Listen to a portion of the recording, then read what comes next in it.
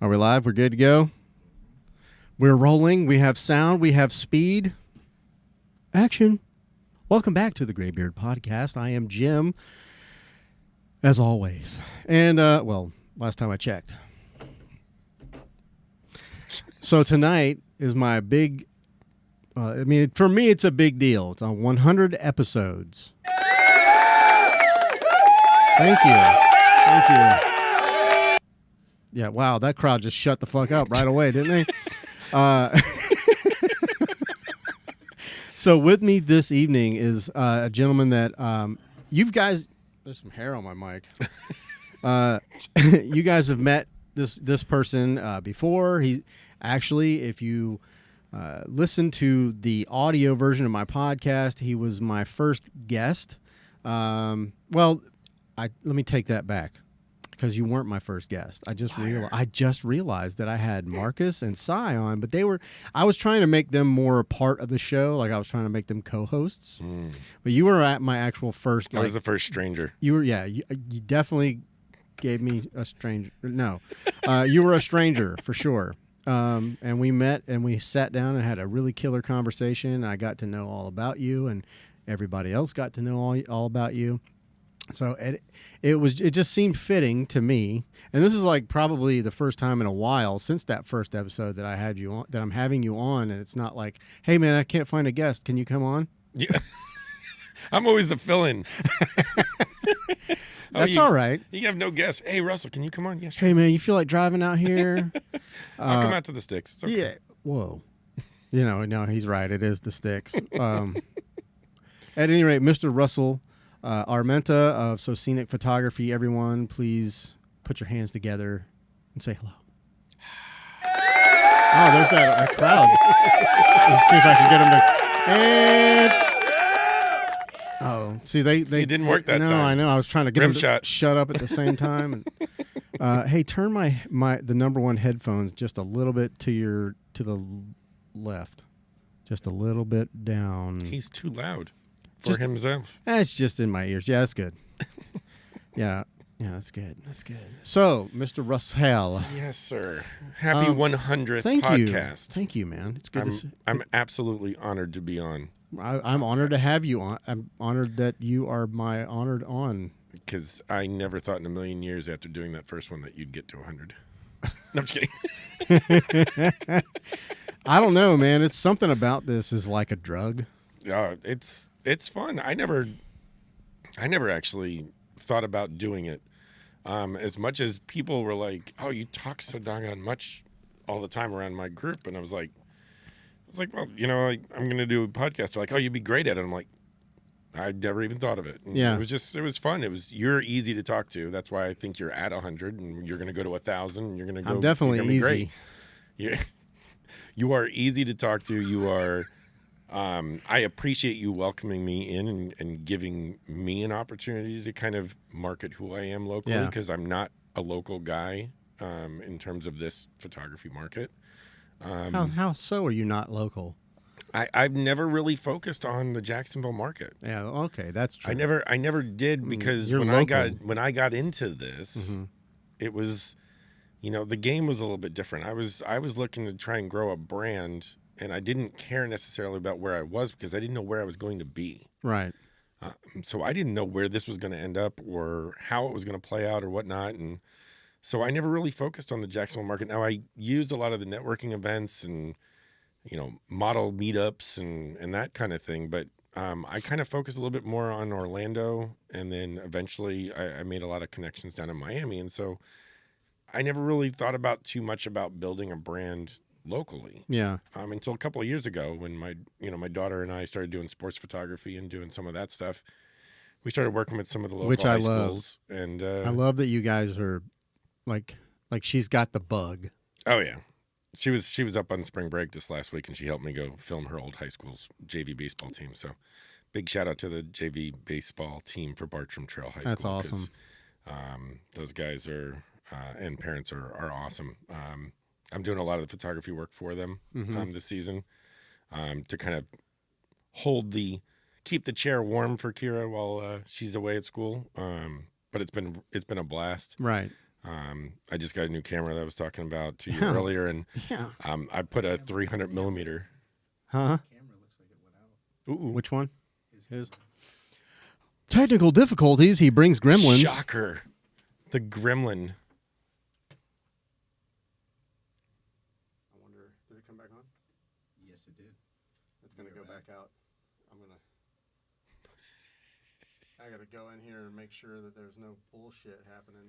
Bullshit. Oh, I know why. Is that the technical term? Yep. It's because it's on camera mode. Jesus, fuck. It's okay. It's okay. And you've insulted most of the audience. Oh, you're okay with the crickets. I see how we're doing now. I'm terribly sorry. It seemed necessary at the time. All right, now look how pretty you are. I'm going to go ahead and back that out. So we can Hi. see it. I need to see the so scenic on your phone there. Oh, Lord. It's looking really good. It's on this branding. end. Oh, that's perfect. It's branding 101. We're perfect. See, the camera it's got camera mode and it's got video mode. I had it on camera mode, not video mode. And so when it's not on video mode, it shuts itself off after a minute. You'd think this was like your first podcast or something. Dude, I'm telling you, as many times as I've done this, I mean, whether it's on this podcast or at one of the other many podcasts that I've been involved with, yeah, you would think that I would know all this stuff. But I will tell you, tonight on the buttons, spinning the old Ones and twos. yeah, the one. Yeah, I didn't. Thank you. I didn't know what spinning the old ones and twos is not Patrick tonight. Patrick's actually sick, so let's all get together and well send soon, him your Patrick. love and whatever else, good karma. I mean, good vibes, positive vibes, whatever. I'm not going to say to pray unless that's something you do, because I'm not trying to offend people. Huh? You're 3. Okay. So this is my cousin Blake, right. everyone. See, Say I'm hi. still learning the buttons. Here. So we'll work He's on it. pinch hitting for Patrick. Wow, that could be taken. Yeah, I don't know how I feel I mean, about that. he's not pinching Patrick or hitting. No. I'm like pinch hitter. We're gonna get on base. We're gonna get there. It's That's gonna be right. good. That's All right. That's what I like. All right. So Back Patrick, to you, Jim. get well soon. yeah, man, get that stick out of here. I mean, the bug. You know, hey, listen, man. You know I love you. Now he sent me a message this morning at like 5 a.m, and I was like working, and I'm just like, damn. Russell's gonna be pissed. No, well, I knew that you wanted to give him a hug, and you missed him. Yeah. So, Yeah. but yeah, take care of yourself, buddy. Get better. Rest up. He'll be back on hopefully next week. Might as well. Let me just go ahead and drop that. Yeah. I've got the Stay Young clothing designer. Nice. He'll be with me. So that should be fun and interesting. I've never had a clothing designer on, Awesome. but yeah, that looks pretty cool. I actually filmed and photographed him a little bit at the JFE, the Jack's Fashion Experience. Okay, cool. Yeah. That was I something. want to talk to you about that. Well, that was something when you were talking about the was it the R6 or the R3 you were talking about with the no overheating Yeah. situation? Yep. Yeah, my fucking camera overheated right in the middle of the runway walk. Okay, and You doing video or are you doing photos? so I was doing 120 frames a second. In 1080 or 4K? At first, 4K. And then after about 10 seconds, my fucking shit shut off, so I flipped over to 1080. But the bad thing is, if you have an R5 and you're shooting 120 frames per second, you don't want to shoot more than like 30-second clips. You don't even want to shoot 30 seconds. That times everything by 7. Yeah. It's just divide everything out. And Yeah. it's Just that shit got so hot, I couldn't even take pictures hardly. I mean, it was just like, nah, man, I'm good. It just shut down. So I was like, fuck. And then I got through. I actually switched over and I could take photos. So I started snapping photos like a madman, but you could have just asked the collab to have them stick it in the fridge. It'd have been right? fine. Well, it was kind of chilly outside, and they had a Oh, little there you plastic table, so I went outside and just set it on it and kept moving it around. Yeah. When I went back in, because what I was trying to do was get them from all the way in the back, and then have them. They do their little walk up to the middle point, and then they do a little spin and a little Right. thing, and then they come around the corner, and I was all the way at the end of the runway ish, kind of thing. So It looked like a packed house. oh, dude, you couldn't fit one more fucker in there. I'm telling you, it was insane. But they the way that they put everybody in, they put asses in chairs, Which was smart. which was very smart, and it was very well put together. They did a great job, and I can't wait for the next one. Actually, Cam was on not too long ago. I don't know if you saw that. But Yeah. He was talking about it, and I got to get Elliot back in here. But yeah, they're talking about trying to get the Kummer Museum, Okay. for that for the next one. So that should be interesting, like out in the garden area. As long as it's set up good, I think they seem like they have their shit together, and I couldn't be happier for them. Yeah, Elliot's always been really cool to me since I met him at the collab. he's like one of the sweetest people I know. Yeah. I mean, and Cam. I mean, everybody really, but I mean, we're just kind of specifically talking about those two right now. Right. Yeah. But and- yeah, they have their shit together. Now, the only thing with being outside and not at the collab, because at the collab we had like the benefit of all the lighting that was Yeah. in there. And being outside could be a challenge to that, especially if you don't have enough portable lights. You don't want it to look like there's. I've been to a couple of actually Swim Week shows and Do Art people- Basel shows in Miami, and Do if they it's pop not lit flash? right, Do people pop no, flash? I didn't think no, so. No, Blinding you don't. people. You do not pop flash on the runway. You could do. I mean, I use my flash when you're doing like after the runway show, the promo work by the backdrop and everything. Yeah. Yeah, you're popping flash Okay. there or on the fly, on the go stuff. But yeah, on the runway you're not. I mean, I was sitting down next to my client instead of being in the pit, and I was shooting on an R8 with an 85 from my lap, just trying to get. Whatever you could I was get. about 75% down the runway, and so I was able to get a decent amount of time before they got too close. Yeah. Well, you were not in the pit at all. You were like up there with the Gen Pop. You were up there with the paying people. I was. You were with the celebs. I got the goodie bags. You had you had that was front fun. stage passes. And that's that's an experience and a half. That's coincidentally that's my favorite place to sit at the strip club. You can attest to that. Yeah, he's got to find all those buttons. The air just let out of that one. Yeah, that joke had no legs. We are starting off on a good foot there. Hey, it is what it is. It's my show, and I have a microphone, and you'll listen to every damn word I have Absolutely. to say. No, I'm just kidding. Yeah, I was actually sad that I didn't get a chance to go to. I wasn't in town when that took Right, place. and right.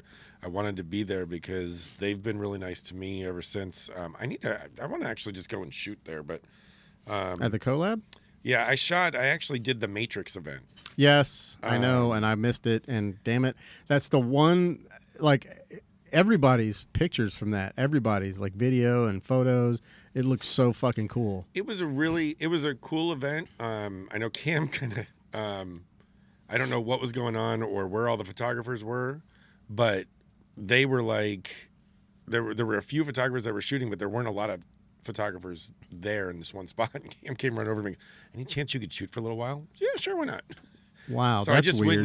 went and stood. It was during there was like the first hour of it. and Yeah. there was a lot of people there congregating around. There's a lot of models that were ready to shoot, Yeah, but there weren't as many photographers that were right. either Stepping up. experienced enough to be able to do the studio lighting, Wallflowers. or people, in those kind of networking events, a lot of times are very observant. They'll stand back for a while, and Yeah, if until it's they your kind of first warm time, I mean, definitely my first time there, I just kind of hung back a little bit. I found the owners because I met them prior, Right. and became friendly with them, and it was just like hanging out. Yeah. They kept checking on me. They knew I was like. I told them before, I was like, dude, I'm very introverted, and when I get around too many people, I clam the fuck up. I get behind my viewfinder. Yeah. That's how I deal with being an introvert Mm-hmm. in that scenario, in that situation. I've done enough studio model meetup events, kind of things for like Pexels and some other brands and stuff, that when I just go in there, the first thing I do when I get into a room like that, I don't want to be the first person in the door. So I'll be intentionally about 15 Fashionably minutes, late. 20 minutes late until everybody's kind of in there. Yeah. And then I'll go in there and I'll peruse what everybody's doing. And oftentimes in those kind of events, it's going to be like a kid's soccer game. Right. All the photographers are going to be in the same spot, taking the same photo. Yep. And there's nothing wrong with that because people are learning. And that's how you learn, by doing. You can't pay anything. Just you're going to learn photography. You're going to learn your craft by doing it. And I will walk in that room and I will find something in that room that catches my eye that nobody else is thinking about. And then I will go and find someone that catches my eye. And then I'll be like, hey, come over here with me real quick. And I'll shoot something. And we started shooting underneath the bar at Collab. Yeah. Because he had the green lights going underneath the bar. Right. And I bet 10 other Josie- people decided to come over there. Josie was under there. Jen was under there. And a few other people. I think Tony was under there too. And we just took a bunch of photos and I was just going with it. And I actually had my R5 that night. Right.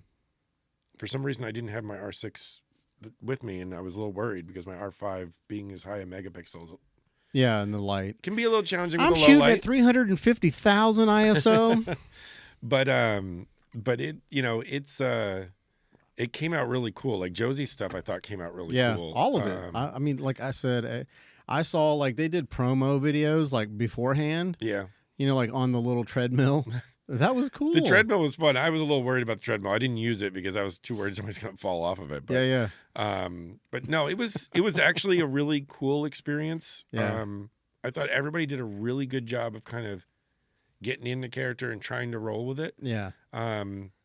You know, the difficult thing is when you get that many people in an event like that, it chaos. becomes a little bit like chaos. And if you're having to do the standard stuff, everybody's doing the standard stuff, so Yeah. everybody's photos are looking the same. And after a while, I'll give a piece of advice to anybody that shows up to one of those events. Be first. Yeah. When you take your photos, get home, edit your photos, and See, I'm be bad first. about that. Get your content to the people that go to those events because that's why they're there. Yeah. That's why you're there. It'll give you a chance to learn your craft, to turn around your craft quicker and get those up. I mean, there's no pressure in that environment. Mm-hmm. If your photos suck, it doesn't matter. If you're just learning your craft, you're learning your photos, you're learning whatever, you can get the photos to them quickly. Sometimes in that atmosphere and in that environment, speed matters. Sure. Because they're going to get 17 photos of the same exact thing. But which is why I might take the same photo as someone else, like, you know, pose, whatever, Right. same model. But I'm going to edit it way different than everybody else. And that's kind of why I like to be, like, I don't want to be first. I want to Right. see what everybody else is doing so I can go, okay, don't do that. And I'll just go the complete opposite fucking direction. You know, like that green light. Oh, I fucking hate that green light. I actually made a preset for Lightroom to fucking destroy the green light.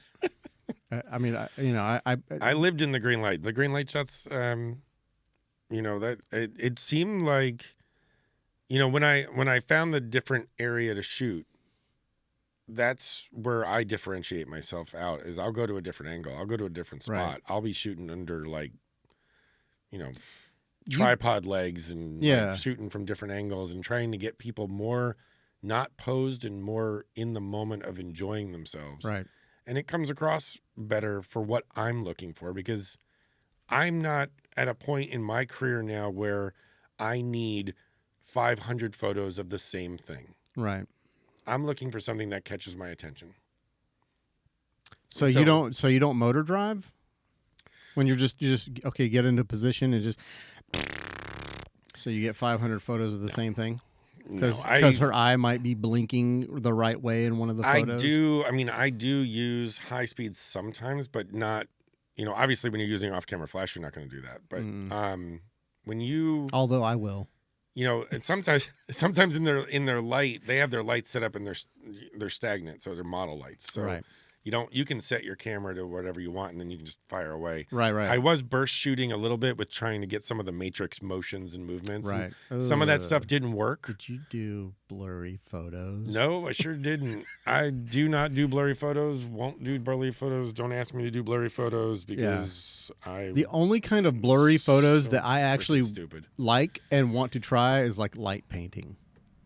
Light painting is cool, but that's not blurry photos. That's long form exposure. It's but you're blurring the light. You know, your subject staying, and then you move the light around, and you're long. It's long. But it's on a tripod. It's like a 30-second exposure. That's fun. That's creative. That's artistic. Yes. Doing this stuff with your camera No, is not artistic. it's not okay. I'm sorry. I actually, and I hate to get on that soapbox, but Please do. I got into an argument on social media, and I don't get into arguments on social media anymore. But No, somebody, I don't have time or patience. I was bored one night. Like I needed a break from just working and doing stuff, and so I binged for about 5 hours on social media. It was like 3:45 in the morning, and I saw some reel about some dude was like, "Yeah, make your photos look like this," and he's like completely shaking his camera. I mean, I'm not talking like shaking. He's like doing this stuff, and I'm like, Never mind the internals of the camera. Fuck it. and I'm like, and he's got a flash on the top of it, Yeah. and he's holding it by the flash, Oh, fun. doing this. And I said, good luck, all those amateur photographers having to repair their hot shoes after they break them. I broke my R5 hot shoe, not trying to break it, just from working and from walking BTS with Chris. And that is why I don't work. See, you just need one of these. It's a potato. This is the tiniest little potato. Look at it. It's so tiny. That's pretty adorable. It's a little Nikon. Also, shoots you guys on are on Nikon. quite the roll there, so I didn't want to interrupt. But on my end here, the mouths and the sound aren't moving. Oh yeah, exactly there's the a same. there's late. delay. Yeah, there's a delay on there. Noted. It'll sync up It's like on a YouTube. kung fu movie. Yeah, yeah. It's Wasn't like sure. it's like a 3-second delay between this and that. But you guys were on fire, so I didn't want to say nothing. Hey, has anybody on the right side We got a like, we got a thumb up? and that's Nobody commented not anything. yet. No, Okay. Nobody likes If you're in the live, well, they like me, so that's all that matters. I mean, it's my fucking 100th episode. Just kidding. If you're in the live, say hi to Russell. Say hi to Blake. Say hi to me. Wish him a happy 100th. Yeah, podcast. what the fuck ever. I hate boom, asking. happy 100 for Jim. Yeah, huh? Maybe they're actually here for Patrick. Probably. They were That's here for probably it. Patrick. Wish Patrick, well wishes and good vibes, and let's get him healthy again. We'll give him a potato. Yeah, potato. The Here you potato go. that we're. It's got interchangeable lenses. This is Oh my goodness! Is even a little. this is a 30 to 110. A 30 to 110. What f8? Probably. It's so fucking. Look at it. So small. It's cute though. I like It's it. adorable. I like it. It's now that they bought red, it's going to be a yam. They're not going to be a potato. They're going to be a yam now. So, what do you think about that? I think that it's two camera companies that Merged. realize. Well, they didn't that- merge. They just bought them, right? Right. I mean, the bottom line is this: Nikon cameras have some of the most beautiful images coming straight out of camera that there are. Their sensors, there's Sony sensors, but their sensors are good. Their equipment is solid. The only thing they've ever had an issue with is autofocus. The same thing. I was a Panasonic Lumix shooter, Yeah. back focusing like crazy. Oh yeah. Now, one of my mentors is a passionate 100% Nikon shooter. Everything he does is amazing. Is that which one is that? Danny Batista. Okay, yeah. Um, Everything I see that cat do is He fucking is- on point. Unbelievable. And that is hands down one of the coolest guys. I'm one of his students, so I actually Lackeys. I had him teach me off-camera flash, and you would think that most of the time, after you've paid for the session and everything, and you get all the lessons you He's need done and with everything, you? that he'd be done with you. That was 4 years or 3 years ago now. Yeah. I messaged him yesterday. He texted me back in like 15 minutes. Oh, you guys are buddies. And we barely even, I That's mean, we know each sweet. other, but that's just somebody who understands the thing that nobody seems to get in this industry, Right. that people that worked in corporate or work 9-to-5 jobs understand. He did work 9 to 5 for a little while before he quit and went on to do this. Right. You can tell there's a customer service aspect Right. that everybody seems to forget about. Yes, we're artists. Yes, we get too involved in our cameras, and yes, we act, crazy sometimes about editing and all kinds of stuff. But at the end of the day, we're providing a service, whether it's to ourselves or to someone else. Once you identify who your client is, it's your responsibility to treat your client well. Oh yeah. To Give me, 'em the that's pickle. common sense. And so, he's always there. I have a question or something happens or whatever, and I'm stuck on something or I need a lighting question answered. He's there quickly, super fast, and I'm very appreciative of that. I'm appreciative of the people that I've met in this journey. I can't thank them enough. I absolutely can't thank them enough because they have no business talking to me. Well, how do you mean? Why do you say that? Because Why do you devalue yourself I know, so and much? my mentor will be pissed right now. I'm if he pissed. saw I'm not me even your say fucking that. mentor. And I'm pissed. I I mean, look. love what I do. Let me stroke you a little bit. Ooh, this is going to be exciting. I like this. His ego, you fucks. Damn, that's loud. the one person that was on the podcast is They're now like deaf. fucking deaf now. They were in the bathroom hiding on break, and now you just outed them. They're like, fuck. No, man. I look up to you, man. and I appreciate that. Not like a weird, like we're the same age roughly, Right. Give or take, maybe a couple of months or whatever. But I'm just saying, like, everything that you're doing, like, I dig it. I'm here for it. And I 100% appreciate that. And I like the fact that someone is out there that actually appreciates the patience that, like, I'm trying to do this the way I feel like I should do it Yeah. rather than the way a lot of people want me to do it. The algorithm tells you It to is do a it. battle. It is an absolute battle. And I've lost a painful amount of money in the last 18 months. Right. Trying to figure out how to get it from the plateau I'm at, Mm-hmm. that I got it to here, and I'm proud of the work that I've done, but I need to figure out, how do I get to that next level? How do I get to the point where people are wanting to work with me so much so that I don't have enough time? Right. That you can pick and choose. And so that I can get to the point where I can consistently bring value and be wanted. And it seems like every time I try something, this game of life knocks you down a peg. And it always seems like it gets down to like the desperate last second, and then everything goes good again for a while. Yeah. I find that, like, when everything's going well, I worry. I'm always waiting for the other shoe to drop. I worry. Yeah, Yeah. it never fucking fails. Corporate America has done that to us. Because when you're comfortable, Oh God, look out. don't get comfortable. You get comfortable, all of a sudden that word change is coming, and you're like, shit. And then the grumpy old man comes out. I don't want to change. I like it the same way. I think people, especially nowadays, they've kind of forgotten the fact that, like, that's what makes people stronger. Oh Yeah. yeah. Is dealing with those valleys Absolutely. in life, and then 100%. moving past those valleys, where I feel like a lot of times nowadays we like try to eliminate stresses from our kids and keep them from having these types of Yep. things and struggles in their life, but those are the things that make people stronger. That's 100%. what's going to teach them how to be strong in the future. Well, something on that point, like something I've always said is, like, there's no progress without, like, adversity, or, like, Right. like if Yeah. you don't fall off the thing, or fail at something, you're not going to learn how to not fail. You're just going to you're just not going to do anything. You're going to fucking be a stick in the mud, but you got to fail to succeed. Yeah. Now we sound like fucking Gary Vee.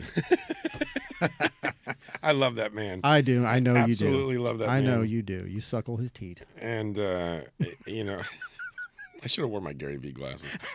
Not like anybody would see them I'm in your actually shadow. wearing my Gary Vee shoes right now. Are you? Let me see I that. am. I'm wearing He's the fours. representing. Put them things on the no, I'm just, I don't, can you put that thing up there? Oh, let's see it. I'm wearing the fours. They're a little dirty, but I'm And wearing they're the you fours. wear those fuckers out. I'm not don't gonna you? lie. I noticed when he walked in. Did you? I honestly I didn't. I don't look at footwear. That's like that, and this is going to be one of the biggest boundaries to cross when I have a fucking clothing designer in here. Sure. Like, dude, I don't look at clothing. Like, I don't even have a style. But you don't have to look at clothing. Look at the artist. It's just like a photo. A piece of clothing is just like a photo. Yeah. They had a vision for what they wanted it to look like, and they've developed it to the way they're happy with it. Right.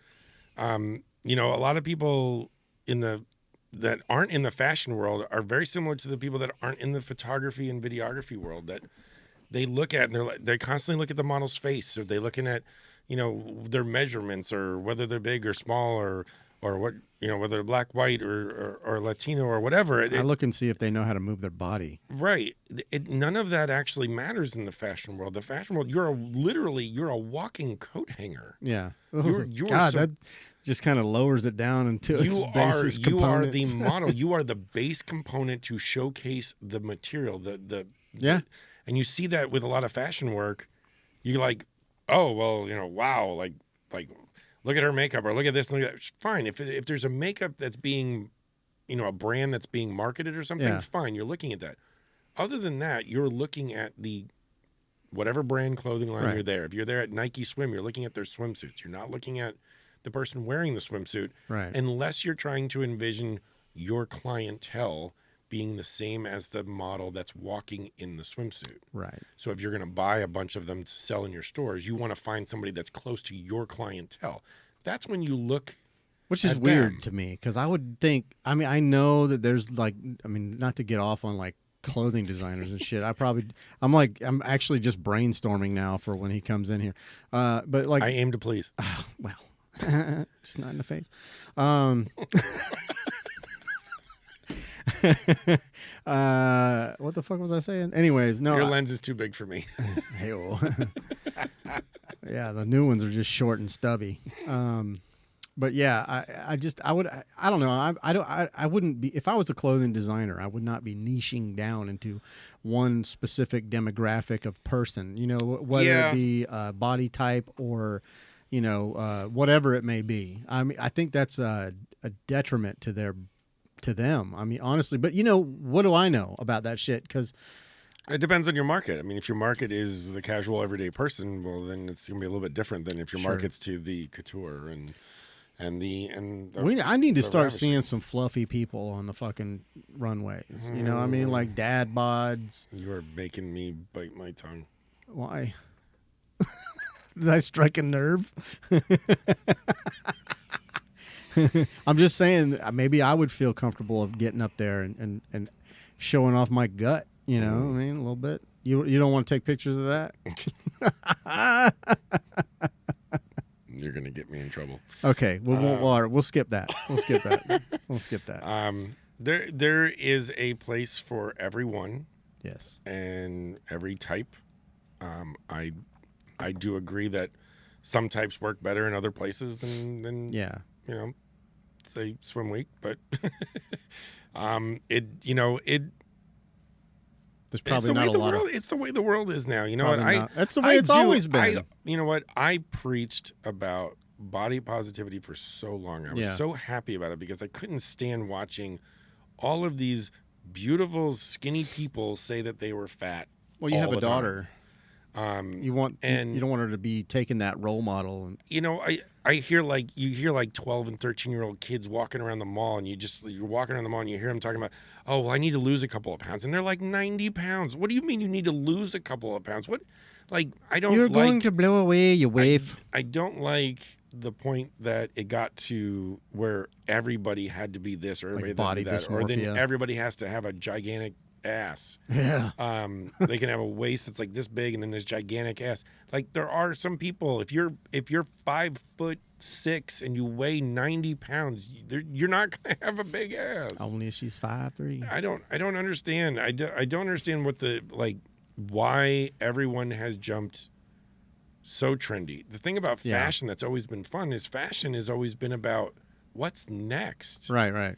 Not about exploiting the same thing over and over and over and over again. It's always something different. It's always something crazy or new or a new color, even if it's just changing the colors of the year, or, you go from tight pants to baggy pants, that kind of style. We're in the 90s kind of retro thing right now. And the thing I like about the fashion industry, like the type of fashion that I like, there's two types of fashion. There's like your regular, everyday fit, which is like, I think what, Stay Young kind of does. Like anybody could wear this stuff and it's going to work and it's going to look good, make you look nice, but, it's the weird shit when people come down like wearing a fucking meat dress or some shit. Like, what are you doing?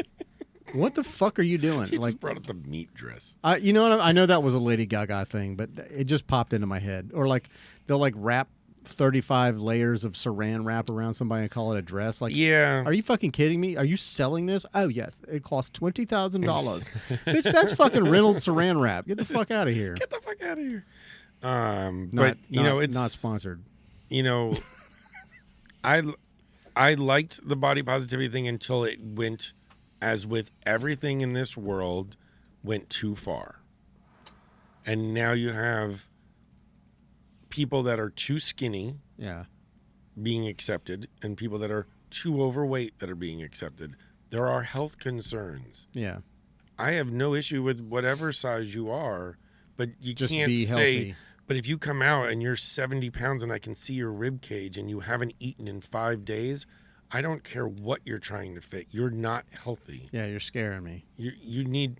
I would be concerned. Just as this is my old guy coming out as a parent. That's why I say you have a daughter. Yeah. Like I have daughters. You have a daughter.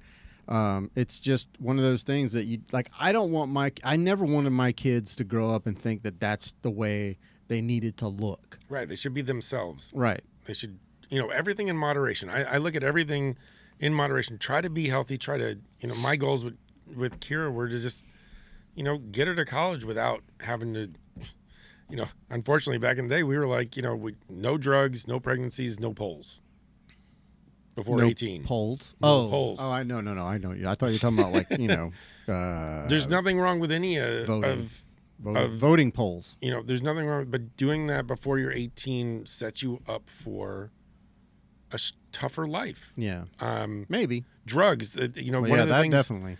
One of the things they say, if you can get your kid to 18 without taking drugs, it's highly unlikely that they will become a drug addict later in life, because in the formative part of their years, I do not even pretend to know what the hell I'm talking about, but no, it sounds legit. I've heard that in the formative years, if you can get them to 18, they're less likely to go off the rails. But I don't know. I agree and I disagree because I feel like, as far as that goes, keep that down over there, will you? I muted my microphone. Thank you very much. He did. I saw him. But anyways, I feel like when you make shit taboo, yes, for kids, absolutely, they want to go. They're like, okay, and then they leave the house and go do exactly that. Yeah, and I know that's how I was. But like my kids, okay, like let's just take my oldest, Patty's wife. She had her fun when she was younger. She moved. Her and I basically moved out together. After the divorce, she came and lived with me at like 19 years old, and she was out partying, and she would wake and bake and just do all the shit. And I was like, You're putting her on blast. It's whatever. Look, she's clean now. You know what I mean? But now she's a mom. She's got a home, and she's straightened her shit up. That was kid shit back then. Sure. And she went through that phase and kind of like went through it. But now she's like a responsible adult, and she's going back to college, and it's just. So I think it depends on the person, honestly. Yeah, I didn't shelter Kira from anything. Right. I told her everything. Yeah. So like she learned from a young age to keep her hand over her drink. Oh yeah. Always. Yeah. Even when she was, even, whatever. Even then, though, I mean, it may. And you, Shit. this did. Yeah. Did I ever tell you the time I got Mickey'd You got Mickey. in Vegas? And it was by the bartender. Got Mickey, but was the bartender hot? Yeah, I remember. No, you weren't there that time. No, this was different. This was different. I was actually married then. We went to some. We got when you go to Vegas. You've been to Vegas, right? A lot. Okay, my bad. My bad. I'm Mr. Big over here. Oh, whatever. First class. Do you know who I am? Do you know who I am? I come with my own brand. Yeah, that's right. Don't touch me bag. Anyways, I went with the ex, and we went, when you go into your hotel to go in for the night, there's this slick back hair guy with this fucking gold suit on handing out these tickets to go to this, hey man, it's a new club opening up at the fucking whatever. Right. And I'm like, all right, cool. So we got these tickets to get in, and with the ticket you get a free drink. So we were like, fuck it, let's go. So I go, people, she looked really good that night, and she, with her high heels, she was like a little bit taller than me already. And then when she put her high heels on, she was a lot a bit taller than me. I would hold her hand like this as we were walking, like my mom. But I can't remember if she went. I went to the bar to get us a drink. Why am I thinking about like Deuce Bigelow, European Gigolo, or Probably something? a little bit. Yeah, that guy. I look a lot like him. But what was that? Rob Schneider. Yep. Yeah. But yeah. So I go up to the bar to get like a drink, or for both of us, and I can't remember what Long Island iced tea for her, and I just got a double shot of JMO. Okay. And I don't know if they maybe thought that the Long Island was for me, and the JMO was for her. But man, Maybe they're trying to help you out, and they just backfired. It definitely fucking backfired. It might have just been one of those things where somebody else got Mickey'd and then they didn't wash the cup right or something. I don't fucking know. All I know is I've had a double shot before and been fine, But I drank that shit, slammed the cup down, and then about 30 minutes later, I don't remember shit. I mean, literally. And then I woke up the next day feeling like I got hit by a fucking train. And I'm like, what happened last night? Well, at least you got home safely. Yeah, she was dragging me all over fucking Vegas. Like Weekend at Bernie style? Definitely. And then she starts showing me pictures. And she really looked like your mom, like walking you around. Probably. Yeah. Come on. Dragging you. But like I stopped. There was like a guy wearing a Superman outfit. I took a picture with him.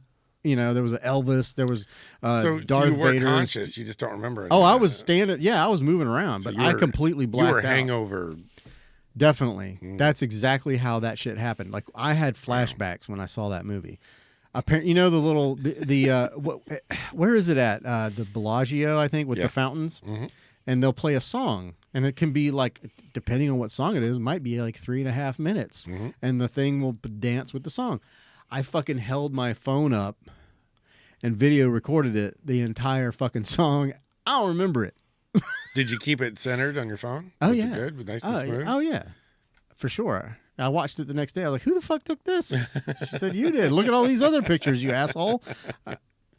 I don't remember. But not good. But yes, girls can get Mickey. That's back to what you were saying. It's a fucked up world. I just tried not to shelter anything from her ever. Just because I figured the more she was prepared for anything, she could at least form a rational opinion and be like, she knows where the exits are everywhere she goes. Yeah. When she tells me that she's going out to a club in college, she goes to a club and she knows where every exit. She knows who she's with. She's the one driving. She John Wicks that shit. Yeah.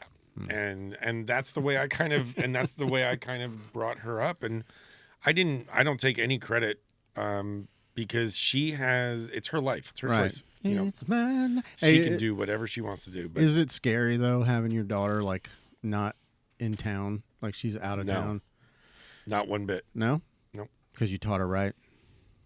I know my wife would say otherwise. She's probably sitting on the couch right now watching this going, I hope not. I'm afraid. But I apologize. I am not afraid because I know that she has been prepared by her mother and I to handle anything. And she carries a taser and pepper spray, so fuck off. I think what you said there is the key, right? Like, Yeah. I feel like an open line of communication Yeah. is probably the most important thing. Oh yeah. And you were saying, about things going too far. It's like you don't want to go too far one way and be like, no, you can't do these Right. things. Right. But you also don't want to just let them go completely wild. Yeah. Right. There Because has they to be don't boundaries. understand. They don't understand that, and that's the thing that younger generation and even people in their 20s, they don't seem to get that there's a lot in this world. Like, I always laugh. I saw some funny meme the other day that was like, I love 20-year-olds who say that their life sucks. Oh, wait, it gets more, get your popcorn because it's going to get fun. You got a couple of decades to really see what the suck really looks like. Yeah, put your Crocs in 4-wheel drive mode. I like there was a stand-up comedian I heard the other day, and he's like, in your 20s, somebody will call you, and you're just like, yeah, let's go. You don't even know where you're going. You're just down to Just go. go. Oh, yeah. In your 30s, they're like, hey, let's go. And you're like, where are we going? Yeah. And who Is it are gonna we be going is it gonna with? be loud? Yeah, I think I'll drive separate. Yep. totally. And then 40s, it's like, fuck you for calling me. It's- Right. I don't even know why I you got a called date me. with Netflix. I'm good. Yeah, that's true. I'm trying to not be that way now. Like, ever since you've been back in town, like we've been kind of hanging out consistently, like once a week. Thursday's our day. Yeah, like either Wednesday night, Thursday, whatever. We hang out, and like he's 10 years younger than Are me. you like at Mad Mary's or something?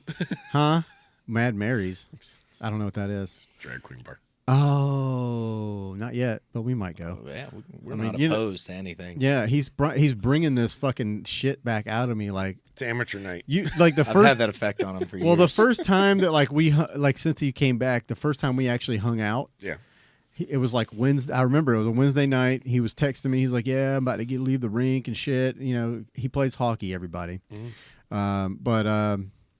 and I'm like, "That's cool, man." And I jokingly, I was kind of like, "Yeah, I was gonna see if you want to go to the S Club," and he was like, "Well, now, hey, I had to call his hey." bluff. He did. He fucking called my bluff because I was just like, I really didn't want to go. I was hoping he would say no. I don't want to go out. And I knew that's what he was hoping, And which then, is so why this bitch goes, "Let's go, bitch. Let's go. let's Where are we go. going?" Where I'm are we like, going? "Fuck. All right. Mm, All now right. you're All right. screwed. All right."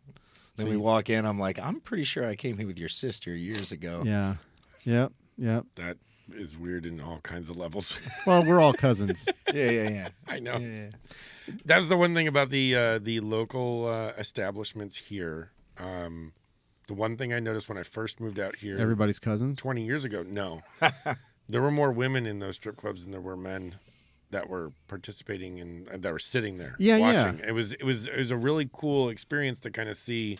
And I know down in South Florida, like the main clubs close, but the strip clubs stay open till like 6 a.m. Oh, really? And so they Wow, still serve 6 a.m. Yeah, and so back before COVID and all that, They stop shit. here at 2.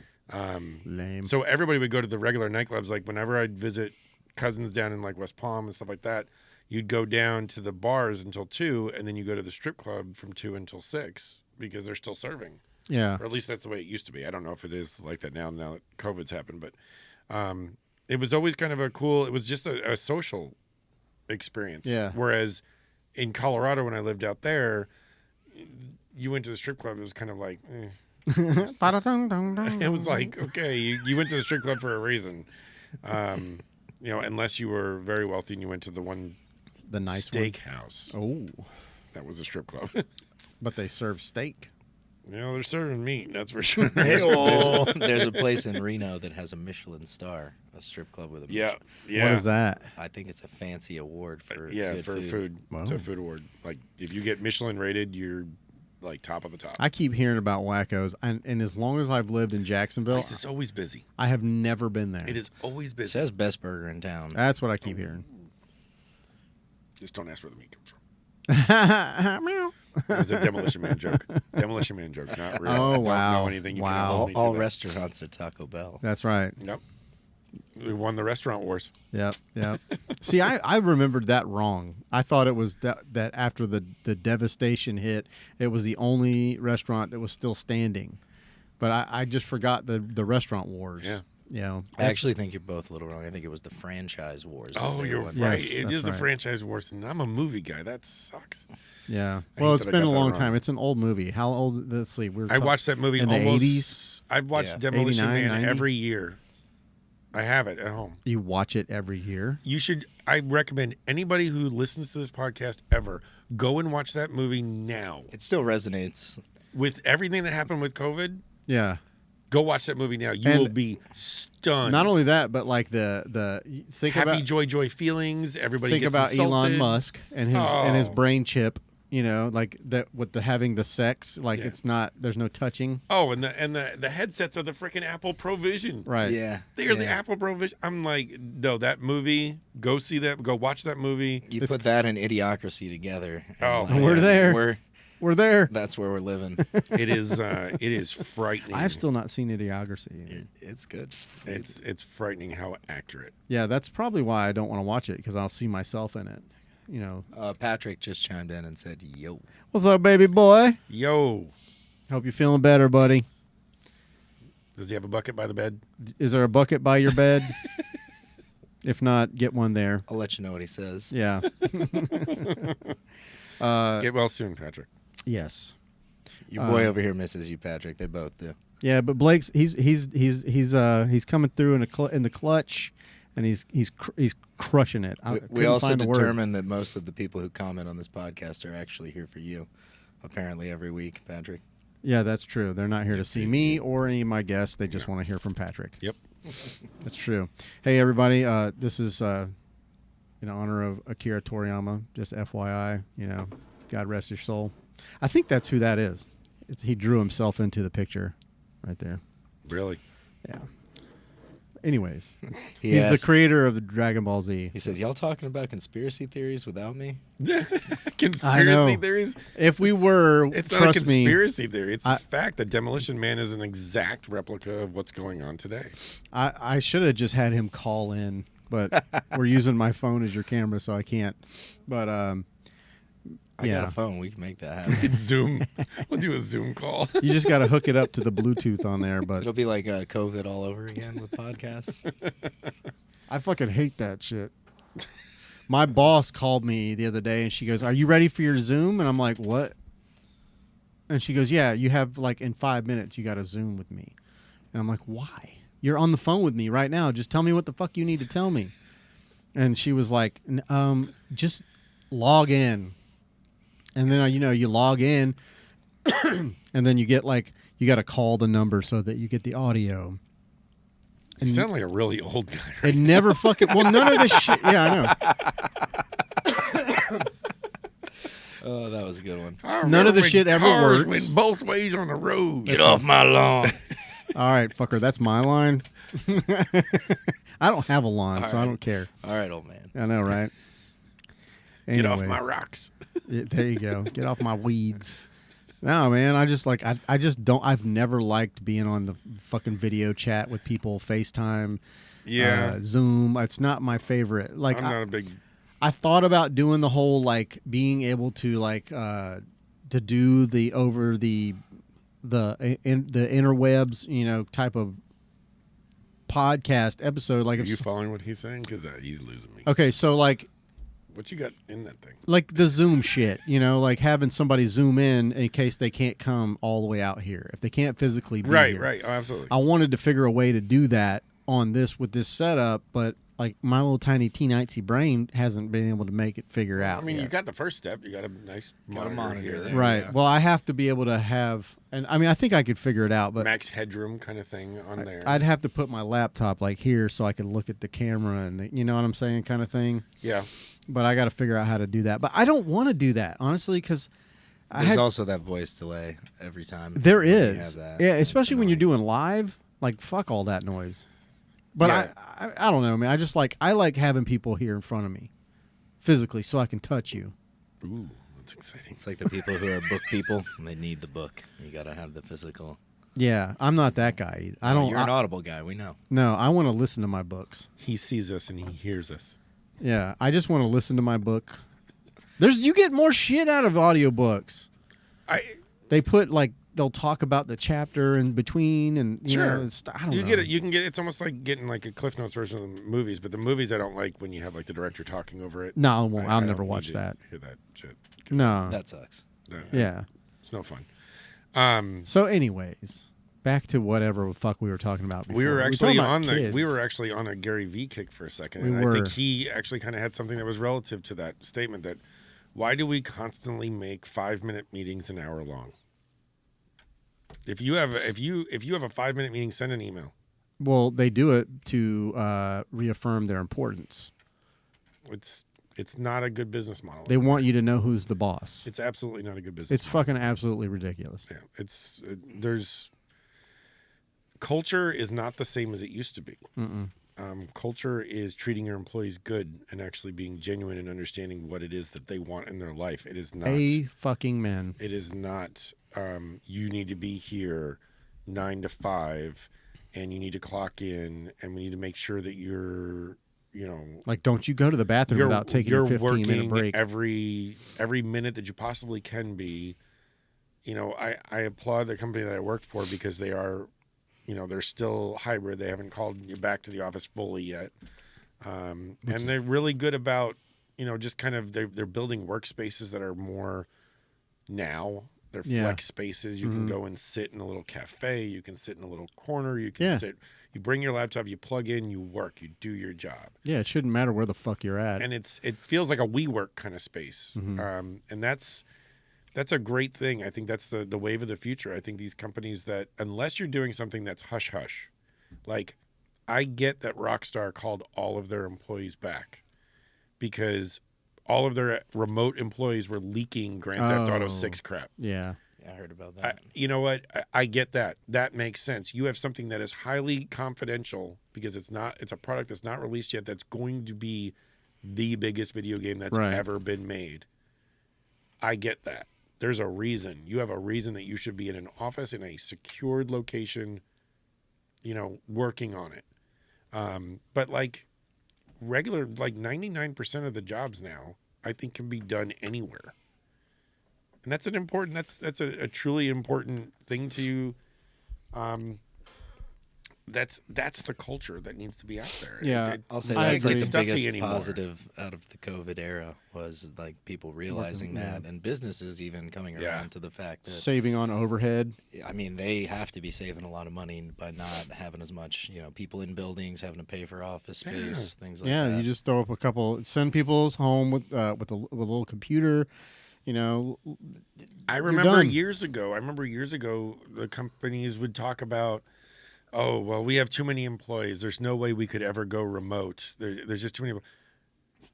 I think we saw, 12 million people in a matter of 3 days get put remote in this country. Yeah, and it's not smart. a thing broke. They didn't miss a beat. Not one thing, nothing broke because of it. Literally nothing broke because of it. In a lot of ways, it actually worked more efficiently. Yeah. Because people, and especially with something even like Alana does, answering phone calls and stuff from home, and doing administrative work, you're in a comfortable place. She can't work from the office. She cusses way too much. It's so funny. I have that problem myself. I feel so bad, but I'm like, when I sit at home, when I'm off on a Thursday and she's working, and because we were doing the bedroom and everything, her desk is now outside in the living room. Okay. And I'll just be sitting on the couch. She'd be, I'm putting her on blast. Sorry, baby. She's like, you motherfucker! I can't. What the fuck? And I'm just like, you can't do that in the office. No. Just can't. Well, you can. You just won't have a job very long. Yeah. But I like, to that point though, like what I told my boss actually today, I had to have a meeting, and it was Zoom just meeting. no, actually this was a face to face. okay. Yeah, I had to go into the office. It happens once a week on Wednesday. Anyways, they just go over like your sales and shit like that. I'm like, you again could send me an email, although she knows I don't fucking read the email. I don't. The Who Are You You're one of those podcast said guys. preach. What up, Connor? But yeah, it's not one of those things I like. But what I told her today was it's the little things. I said, because our turnover right now is all out of fucking control. And I said, And that's just because people don't sit in jobs long anymore. no. And she seems to think that she's like, we could pay people $90,000 a year and they'll still leave. Yeah. I said, I doubt that. Honestly, I said, very seriously, I doubt that. Now, if you put more money into training, if you put more money into certain things, like the little things, and what I mean by the little things are, Nobody gives a shit about free snacks. I do. Have you met Jim? I want swag. Okay, I want. Come on. I want hats, shirts. Really? Okay, but I have to wear a uniform. Okay. Okay, they give you 2 shirts. The rest of them you have to fucking buy. I think that's stupid. Some people That's- love swag. But that's not swag. That's you having to I buy. know You're that. having unnecessary costs for your you job. you give me hats. You go to Budweiser or like not that I'm like a one of these people, but I'm just saying I'm just using that as an example. But they like I had a friend that worked for Budweiser. Wood Light. This motherfucker had a brand new like fucking nice ass what are those not Carhartt, but it's like a Dickies or something. Yeah, yeah. And they're expensive ass jackets. But he would have a brand new jacket, like Dickies jacket with the logos and stuff all over it every week. And I'm like, where are you getting this shit from? He's like, oh, they just got a closet full of shit and they just let us go in there and take stuff. And it's just like, it's just the little things. Make sure the AC is working in the vehicles that we're driving Sure. around, Sure. That just makes sense. Small things, nothing big, but make sure that the product is where it needs to be and it's how it needs to be on time. You know what I'm saying? Those are the things that we like. This one needs to communicate with this one, but at any rate, there for me, it's those little things. I can make the salary. I can make it work. Right. Who Are You podcast also said that these companies don't care about their employees anymore, but I would take $90K. I would definitely take $90K for sure. I told her that too. I was like, if you gave me $90K, I'll be in this bitch till my last breath. I mean, and it's only. Well, we now know Jim's price. Well, that's one of them. That's one of them. My day rate is $10,000 a day. So What comes with that? Yeah. What do you get for this 10,000? don't worry about it. Wow. Okay, let's just say you'll be very, very happy. You'll get the photos, you'll get the video, and whatever You else get a happens. personalized hologram of Marvin Gaye singing his greatest hits. Whatever happens during the $10,000 day, stays in that $10,000 day. Wow. I joke, but I like seriously. I thought about I'm like, fuck it. I'm gonna overprice myself. Just fuck it. Why not? I'm gonna start pricing myself so ridiculous that nobody's gonna fuck with me. Or somebody might go, fuck it. Come on. You never fucking know. Closed I'm mouth not doesn't get fed. right. I'm not banking on that, but I'm just Wow. like, fuck it. That has so many. I'm just Well, you can lead a horse to water, but you can't make him drink. You know what I'm saying? Yeah, I apologize to those wives that are sitting on the couch. Patrick knows how off the rails these podcasts go when Jim and I get on the microphone because neither one of us shut up and don't have edits. Well, see, he's over there just waiting for more conspiracy talk. He's like sitting there like Mr. Burm. Excellent. there was something I wanted to talk about when he was back on the show. But you know how we are, Russell. Like we've been together. Yeah. Oh God, I made it sound like we're dating. We've been doing this and talking, going back and forth for quite a while now. Yeah. So it's like, and you've been on the show quite a few times. It's not like, we don't need to go into your fucking backstory again. Good Lord, because I'll talk about it too damn But if you much. feel like it, go right ahead. We can do that. I keep getting these great laugh reactions from him. It's my favorite. But so yeah, it's just like tonight is just one of those nights. It's a free night. We can talk about whatever we want to talk about. But yeah, I did kind of want to touch on like the red Nikon thing, which we kind of touched it a little bit, and then we kind of veered off. But let's jump on that real quick because I think that Nikon and Red are going to formulate something that they feel gives them a chance to compete with Sony and Canon. yeah, There's not really a lot of room for. I mean, there's room for 3 camera companies. There obviously has been. There's a need. There's a fan base for Nikon. I don't necessarily know. Like Red cameras are beautiful cameras, but Yeah. they're not fast. well, I don't know anything about them. I've never used them. I don't necessarily know. I can't afford a $20,000 or $150,000, however much the fuck it costs. I can't afford it. Wait, I think did you say $20,000 camera? Oh, they go on up, son. Yeah, it's That might- red cameras are That might just be the body, You know, because then you got to buy lenses and cages and housing. well, their and lenses. I mean, a lot of their batteries. mounts. That's the real interesting question is because red cameras have multiple lens mounts. Yeah. So you can put a Sony lens, a Canon lens. You can put any lens you Right. want Right. on them. Right. Well, now that Nikon's buying them, are they going to get rid of that? I doubt it. I don't think they'll change anything. Would Nikon want to have a camera that has a Canon lens on it? Well, I don't think that they'll integrate it into their cameras, but I just think that what they're doing is just expanding their reach. You Sure. know, I mean, and it's really kind of it's funny, like seeing all the little reels and shit where people are throwing their red cameras into the trash.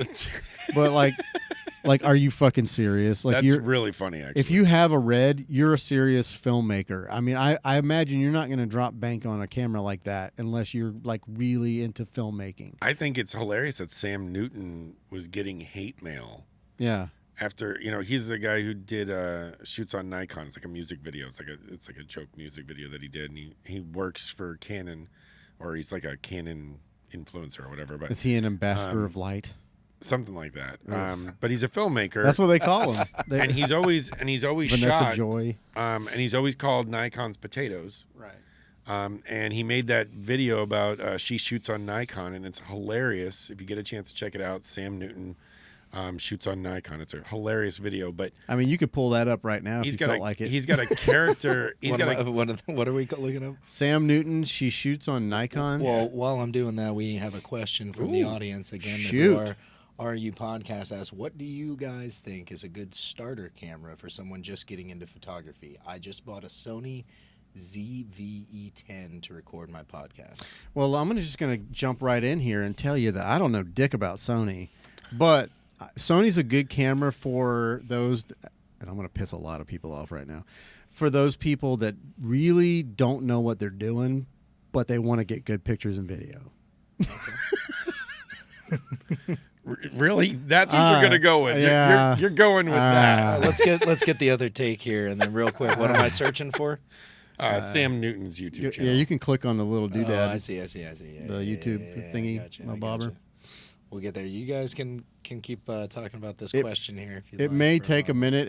It was giving us. I put a VPN on this thing, and it's been acting goofy. Wow. Yeah, and it's all right. It's you got to be in the photography world to kind of really get the humor by it. But Sam does a really good job. He's a great filmmaker, and he does a great job of just spoofing some things. And he's always just playing. But Yeah. Nikon has always kind of been the understudy because Nikon's using Sony's Right. sensors. Mm-hmm. But I'll tell you, do they turn that red cinema line into a Nikon cinema line that rivals what Sony and what Canon are doing? I don't know. But to answer the caller's question about the Sony camera, Hit the little info button on the right by The the info YouTube. button. No, by the This YouTube thing right here? Yeah, Your connection to the site is not secure. wow. that's ridiculous. To It's the YouTube, VPN. Yeah, that's all it is. Is the dial-up going to kick in?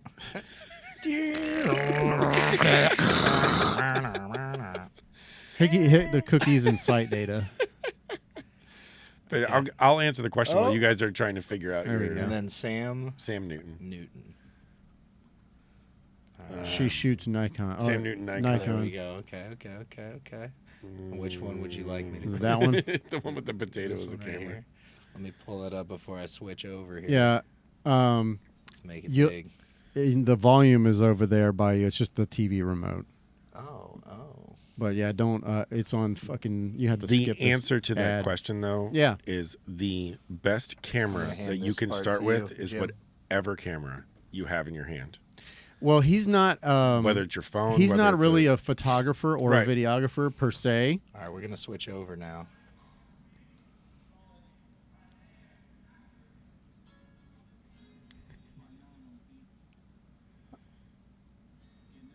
Oh, they're not going to be able to hear this. No. No. Which is probably for the best. I'm just going to mute that. Yes, have it going in the background. 'Cause Yeah, it's we'll just have it's it playing in absolutely the hilarious. background. Okay. Because the girl walks up to him and she's like, "Oh, are you a photographer guy?" And he's, Yes, he has I am. his funny turtlenecks that he sells and all Yeah. that stuff. But she pulls out a Nikon and he about spits out his wine, and it's all about basically, I don't care what you shoot on, just don't shoot on a Nikon. Yeah. It's really Well, funny, it's- but he's getting hate mail Yeah. ever since. Like they were like asking him for his opinion It's as honest, to what was going on with obviously Nikon it's like and Red. And satire. he was cracking up. He was on his social media the other day. He was like, "Why in the world?" There was. That's what a fucking they just taped the fucking Nikon lens on a potato. That's hilarious. That's pretty And good. it's just too good. We'll just leave it playing But- just for us. Yeah. But yeah, it's. I Well, can't get over the I'm not. We're not Hold on, monetized. real quick. This one's pretty good. The potato as she's taking the photos. Yes, That's pretty that great. was- We're not monetized, but I don't want to get kicked. Get Right. the- You're not trying to eliminate. You take a Nikon sponsorship. No, just when you play other Yeah, for people's Sam's. videos, Yeah, you, I get, see, you get like sometimes you get like flagged or Warning. whatever, Yeah. and they So- might demonetize your podcast. We but I love don't you, Sam monetize. Newton. So But no, it's the best camera. The best piece of advice I always give to anybody looking to take photos. The best camera you have is the one that you have in your hand that's available at the time Right. that you're trying to capture. You can learn your craft on a phone. You can So just. what You're the beginner guy. You're the guy. I know. The exposure triangle. yeah. And Well, that's learning what those I was things joking, and- obviously. But what I wanted to say about him, that's Connor from the Who Are You podcast. Yeah. He's getting into the YouTube channel and all that good stuff. Right. Which the stuff you're putting up right now is fantastic. You Mm-hmm. should just keep doing what you're doing. Just work on your angles and the lighting looks good and everything like that. Is it video based more than photography based? Well, no, his podcast is more just people. Okay. He just interviews people. And he wants to kind of it's who are you? I was on his podcast, which is interesting. Mm-hmm. And it was fun. It was a really good time. But he's like changing things up and trying to upgrade and do things Sure. and make more different types of content with his podcast. And I think that camera will do fine. Yeah. But like to your point, yes, as long as your lighting is good, and he's gonna sync the audio because he records on a Rodecaster. He records Okay. the audio to that, so he'll sync it. Just make sure you're doing your clap at the beginning so you can see the spikes, so you can merge it properly, Right. the audio with the video. But anyways, yeah, he is not really a photographer or a videographer, so he doesn't really know, those things. Are any of us? Well, no, I know, but he's not. It's not like he's going to go out and practice. Is what the problem is. Right. Like what you were saying. Whatever Yeah. camera is in your hands, but he's not out shooting photos and video and stuff Right. like It's that. always the context of what you're actually shooting. So if you're using it for your podcast or you're using it as like on a tripod or Right. something like that, whatever camera is accessible and can easily transfer the data to your laptop or your computer, whatever your setup, whatever's working easy for you to make you not have to think about it. right Because you and I know we've had gremlins every time we've had a Every time. podcast, something happens. every fucking time. You have to be willing to be able to go with the motion. You don't want to have those distractions, but they happen. But if you can invest in the right gear, like your soundboard, if you didn't have that and you just had lapel mics and you had to go back and try to piece everything together, Yeah. it'd be a pain in the ass. Oh yeah. But you have this. You have the equipment that makes you not have to worry about it right now. Which I've accumulated over the years. Right, and that's something that I think that all of us with our camera gears, we start with good cameras, but we reinvest in ourselves with anything that With we've time. made and over time, and then we're shooting on things that are even above our pay grade at that point. Mhm. He said he practices with every podcast. Yes. Awesome. Absolutely. Learn What- something new. One thing I will tell you, Connor, and everyone else out there, when you're shooting video, whatever your frame rate is. So if you're shooting at 24, FPS, double your frame rate, okay, and your shutter speed. So if it's 24, it's basically 30. So you're going to want to go to 60. Yep. 1/60th on your shutter speed. Yeah. So and that way it doesn't you don't get the flicker and weird lighting shit happening and all that good stuff and weird trails with your hands. That's why I don't when we stream live, I shoot everything in 60 Okay. frames. And then I do I think so you double that, so it's 120 1/1 whatever. The shutter speed's 1/120th, Right. But that's how I kind of do my thing, but that's with video. That's just Sure. what I've learned along the way. I think that You look like you were You going like to say my something. click? No, I love it. like, No, you're doing good. I timed it well. Yeah. you know, ultimately, I think that it's so much fun to actually watch the community around, even around here, kind of continue to do things and continue to learn and continue to get better. And watching some of the young people, even some of the people that you've had on your podcast Yeah. already, you know, like Chris and Mhm. you know, watching them grow and you know, I've worked with like a lot of the people over at 904 Happy Hour, and a lot of those content creators are doing such amazing work, and they're really learning, and they're doing different things that you haven't seen before, and you're using transitions and all that stuff, and it's so much fun to see, and it's challenging me to get better. My biggest issue right now is I need to get quicker at. I'm too much. Turnaround. Yeah, I'm for video. My challenge is like with a photo. If I show up at a photo shoot, even if I don't have it planned, Mhm. I will walk away from that photo shoot with the content that I'm looking for. Mhm. When I go to a video shoot, I am way too much in my own way right now Mm. because I'm trying to pre-plan it, Mm. and then when I get there, I'm like, wait a second, that's not going to work. And then I get to another one, I try to wing it, and I'm like, wait, I need more structure.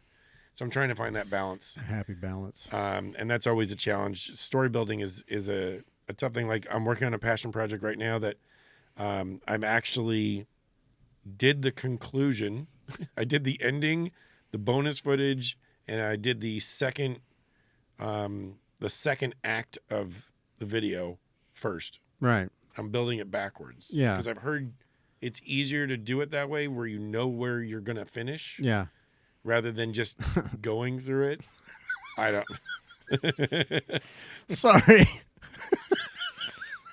I'd much rather finish first. That is such a good like Well, he old said- man wheeze laugh. Like, He said where you're going to finish. I'm sorry. I apologize. Carry on. Wow. Not in Yeah. the face. so I have like a very different. So for me, right, I do a lot of Is he whitewater. matching my wheezing Yes, now? yes, That's yes. We are great. having We so know much wheezing. fun. Now part. we If should you're just change not- the Graybeard podcast to the two old guys who are just laughing into the mic the whole damn time. You see old Holy man, shit. did you see old man Smithers down at that? It's so funny. His fucking overalls fell off. He wasn't wearing no skivvies. So what I was gonna say though is Yeah. that you have your artistic side of photography and things of that nature. So like for me, I'm a whitewater raft guide in the summertime. Yes, he There's is. a lot of action photography that's taken place, right? Yeah.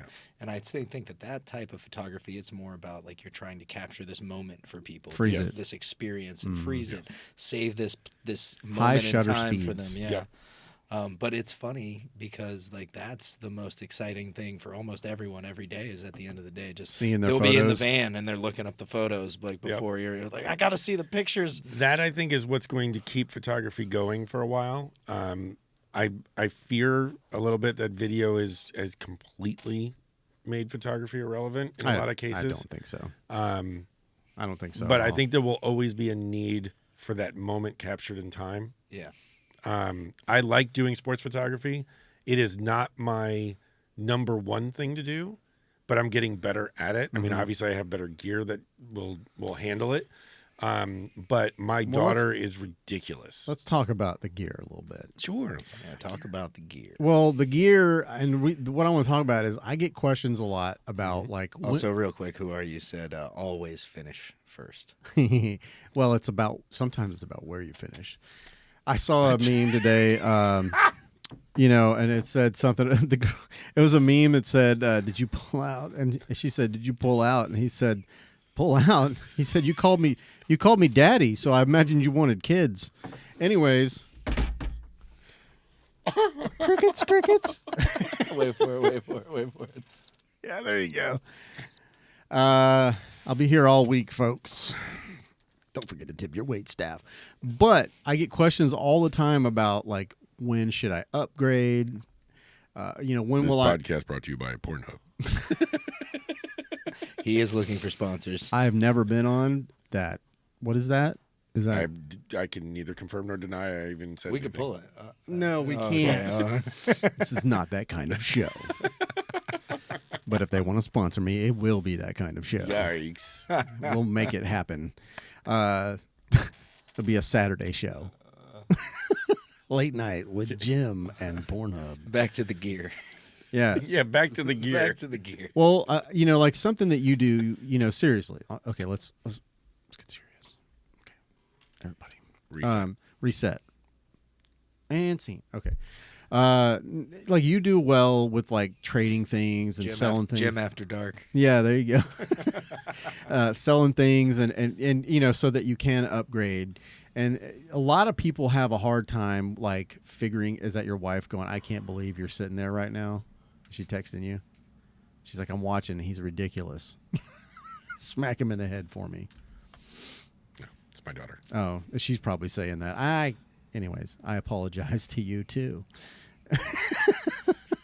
I already apologized to your mom. Now I apologize to you. Ooh, this is starting to get really weird. Stop. It Just is. Back stop to the talking. gear. So we were Back to talking the about gear, damn it. Yeah. What? I'm apologizing for being weird.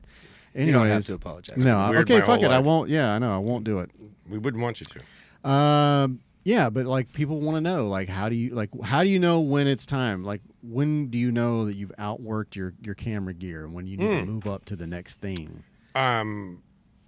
I learned very quickly. I started on my first Canon was the EOS R, which was the original mirrorless camera that they had, and it only shot like 6 frames a second. I didn't realize that was really that big of a deal back then. Yeah. Because I was doing more portrait work and landscape work where it didn't matter. You're doing long exposures or whatever, so Right. it doesn't necessarily matter. I went to a high school game at my daughter's school and was trying to learn sports photography because I thought that would be kind of a cool thing for her to kind of look Get into. It's safe. And we went back and we took the shots and we set it on high speed, and I thought it was going fast. It was like, I'm like, oh, this is great. This is so fantastic. And I looked at the photos, and it was like, You're missing shots. yeah, it looked like stop motion almost kind of thing, but not necessarily. But it looked like the ball would be like in the quarterback's hand, and the ball would be in the receiver's hand. Right. And you didn't see the ball in the air. I'm like, what? Like, come on. I'm like, what was going on? And you really noticed how quickly. And so I started to do a little bit of research. I was watching like Frono's photos. Right. And learning a little bit about sports photography and realized that shutter speed was important. And like so critically important, and your camera's ability to capture high speed. Right. A lot of the cameras now have electronic shutters, which you get a rolling shutter from time to time, which kind of warps bats and Yes. stuff like that. I'm shooting on an R3 now, which is something that the pros shoot on. I shouldn't say the pros because I'm a professional photographer. Right. I'm discrediting myself. You are. Damn You're it. pulling yourself out of that category. I met a couple of really good sports photographers early on. Saw what they were shooting on, saw the gear that they were shooting on, and realized real quick that I needed to improve the gear if I wanted to start freezing motion. But I didn't need the best of the best. Right. I just went out and got an R6 and I got an R5. My daughter shoots she was shooting on a classic R6 at the time, and that thing was like 12 frames a second, Yeah. mechanical. So it's better. So it's much better. And 20 frames a second, I think, electronic on the original. And it was like 26 megapixels, right? Yeah, it actually has the original 1DX sensor. in it. Okay. So it's 20 megapixels on the R6. You have to be able to understand artificial light, especially when you're shooting in low light situations, Right. what that's going to do to your image, and then how to edit your images.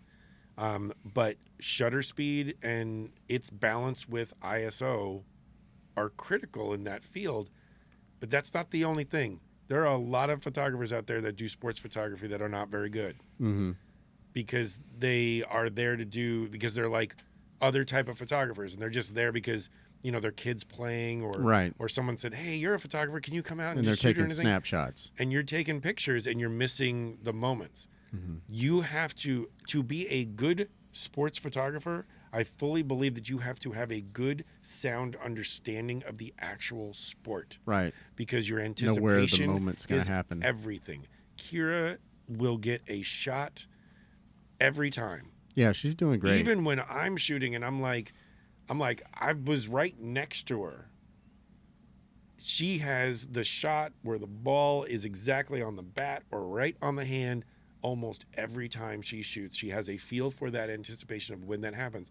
Whereas I'm shooting different things. So when I show up at a sporting event, I understand the sport. I know the sport because I was a huge sports fan my whole life. I played sports. But I'm still a frame behind. Is she an LCD shooter or a viewfinder shooter? She's a viewfinder shooter. I am as well. I taught her that way because I want you to disappear. I want you to not have anything else that's going on. However, when you're doing sports photography, I shoot with both eyes open, which is a weird thing. Yeah. And you have to kind of get used to that because you have to be on a swivel. When you're on the sidelines of a that football hurts game, my brain just thinking about it. when you're on the sideline of a football game, or a great example is I'm you'll shooting get hit. baseball now. Yeah. So I'm at the third baseline or the first baseline. I am if You'll get I'm shooting with fucked a up. 300 millimeter lens that is zoomed in on the batter. Yep. I don't know when the pitcher's throwing the ball. There's no way you could know. Did So you see that dude? I'll keep both eyes open so I'll know when the pitcher's throwing the ball so that I'll be able to anticipate it better. Did you have to see be able that to do dude it. that had a ball literally hit right in the middle of his? I think it was a 300 mil. I'm fearful of that. It was a big fucking lens, and the fucking front element was just completely busted out, and it was a fucking baseball right in the middle of it. I was like, oh Jesus, That's hilarious. it's like a $10,000 lens, no big deal. That's like a lightning strike. Yeah, But it's the same thing. So I went to college for communications and Okay. video editing, Sure, and I yeah. interned at Channel 4 News here Okay. in Jacksonville. I got see, to shoot, I didn't know this about you. I got What to the shoot fuck? Jaguars practices. I got to Nice. shoot Suns games, stuff like that. Yeah. But I had to learn to shoot even video camera, both eyes open, or else you're going to miss where that ball's going. Yeah. Your field of view is just too narrow Yeah. to really see everything that's going on, be able to anticipate, like you said, follow the ball, follow the movement. Right. I think the video I guys didn't know that about you. Yeah, that's How a come you thing. never told me That's that? a thing that I did once. Well, damn. Hope you got thing some. that he did once. You got some contacts still. I can shake them out. You know, like see if you can hook the old cuz up with some sideline stuff. I know Sam Cabaras. The video guys I think do a good job of they have like Atomos receivers and stuff like that where they attach the it's basically just Oh, adding the a new Ninjas? monitor. Yeah. Ninja, just put it on top of your Well, camera. it's It allows it's a you capture. to kind of hold it lower. Yeah, it's a video monitor and it's also a capture card, so you can put an SD card in there Right. and it'll record. That way you can record unlimited amount of hours, like Right. as long as your battery doesn't die. Right. And so I think that, you kind of are, she's doing some more video work and I'm doing some slow motion video work where I'm using my LCD screen a little bit more than I used to. Mm-hmm. I will never be, and I shouldn't never use the word never, but Yeah. I will never be if I'm shooting models, studio, fashion, something like that, my eye is in my viewfinder Right. because I don't care about what else is going on. Well, yeah. I want a certain image. I want something. I'm looking for a particular look, or I don't hit the shutter button. And Right. That's, but in sports, you have to be on a swivel. That's crazy. I never even thought about that. The challenge of sports photography is it is incredibly fast. I know it looks fast on TV. It's 3 times as fast in live. Yeah. So much faster. it is insane. Easy to how miss the quick. moments.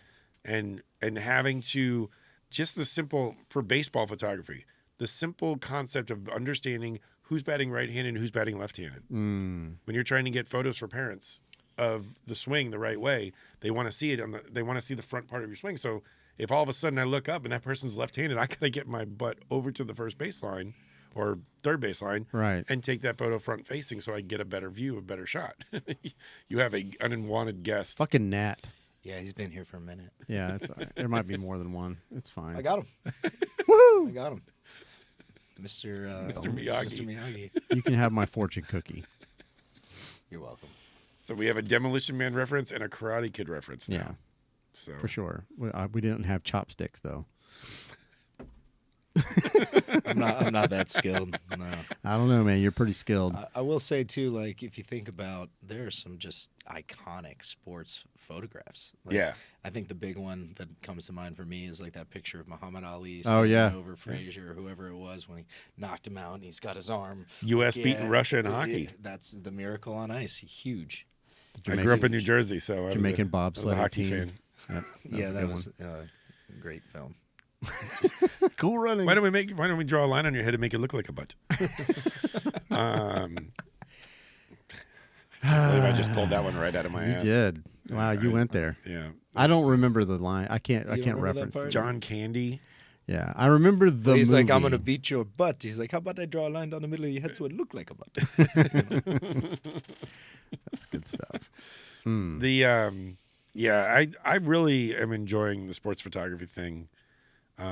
Is this relatively like new for you as far as your? It hasn't been. career? It hasn't been for me because I've been mentoring and molding Kira's career. She's been doing it now for this is her third year. Okay. So she's now one of the lead photographers for the Florida Atlantic University athletics department. Yeah. So I'm just amazed. I really had those proud papa moments I get to see her because she's doing the basketball team, photographing the basketball team, and it's like Nice to see it's not just Tuesday. me. Like every Tuesday and Thursday, like she's on ESPN That's fucking because she's cool. right underneath the hoop. Yeah. And so, my wife and I will mess with her from time to time. We'll be like, "Hey, you're holding your camera wrong," Aww. and it's just fun to see. I never forced the camera into her hands. Right. I tried to get her to play golf when she was a kid. Wasn't One down for having that. it. She just picked up a camera one day because she saw me kind of picking up this hobby and she wanted to learn. And Yeah. she got really good at it. And she still doesn't know enough about enough sports. But I don't know very many 19-year-old girls that will spend their afternoon on a Sunday editing photos and watching a NASCAR race. Right. And then breaking down strategy on the NASCAR race.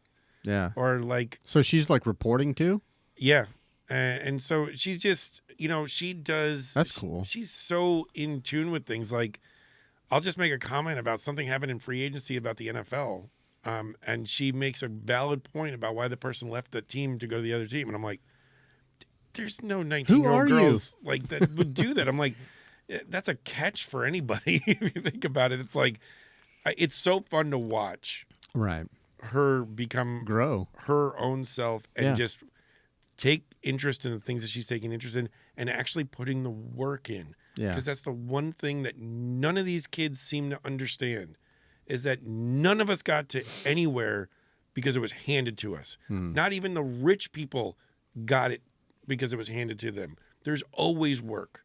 Yeah. There's always work that has to be done no matter what it is.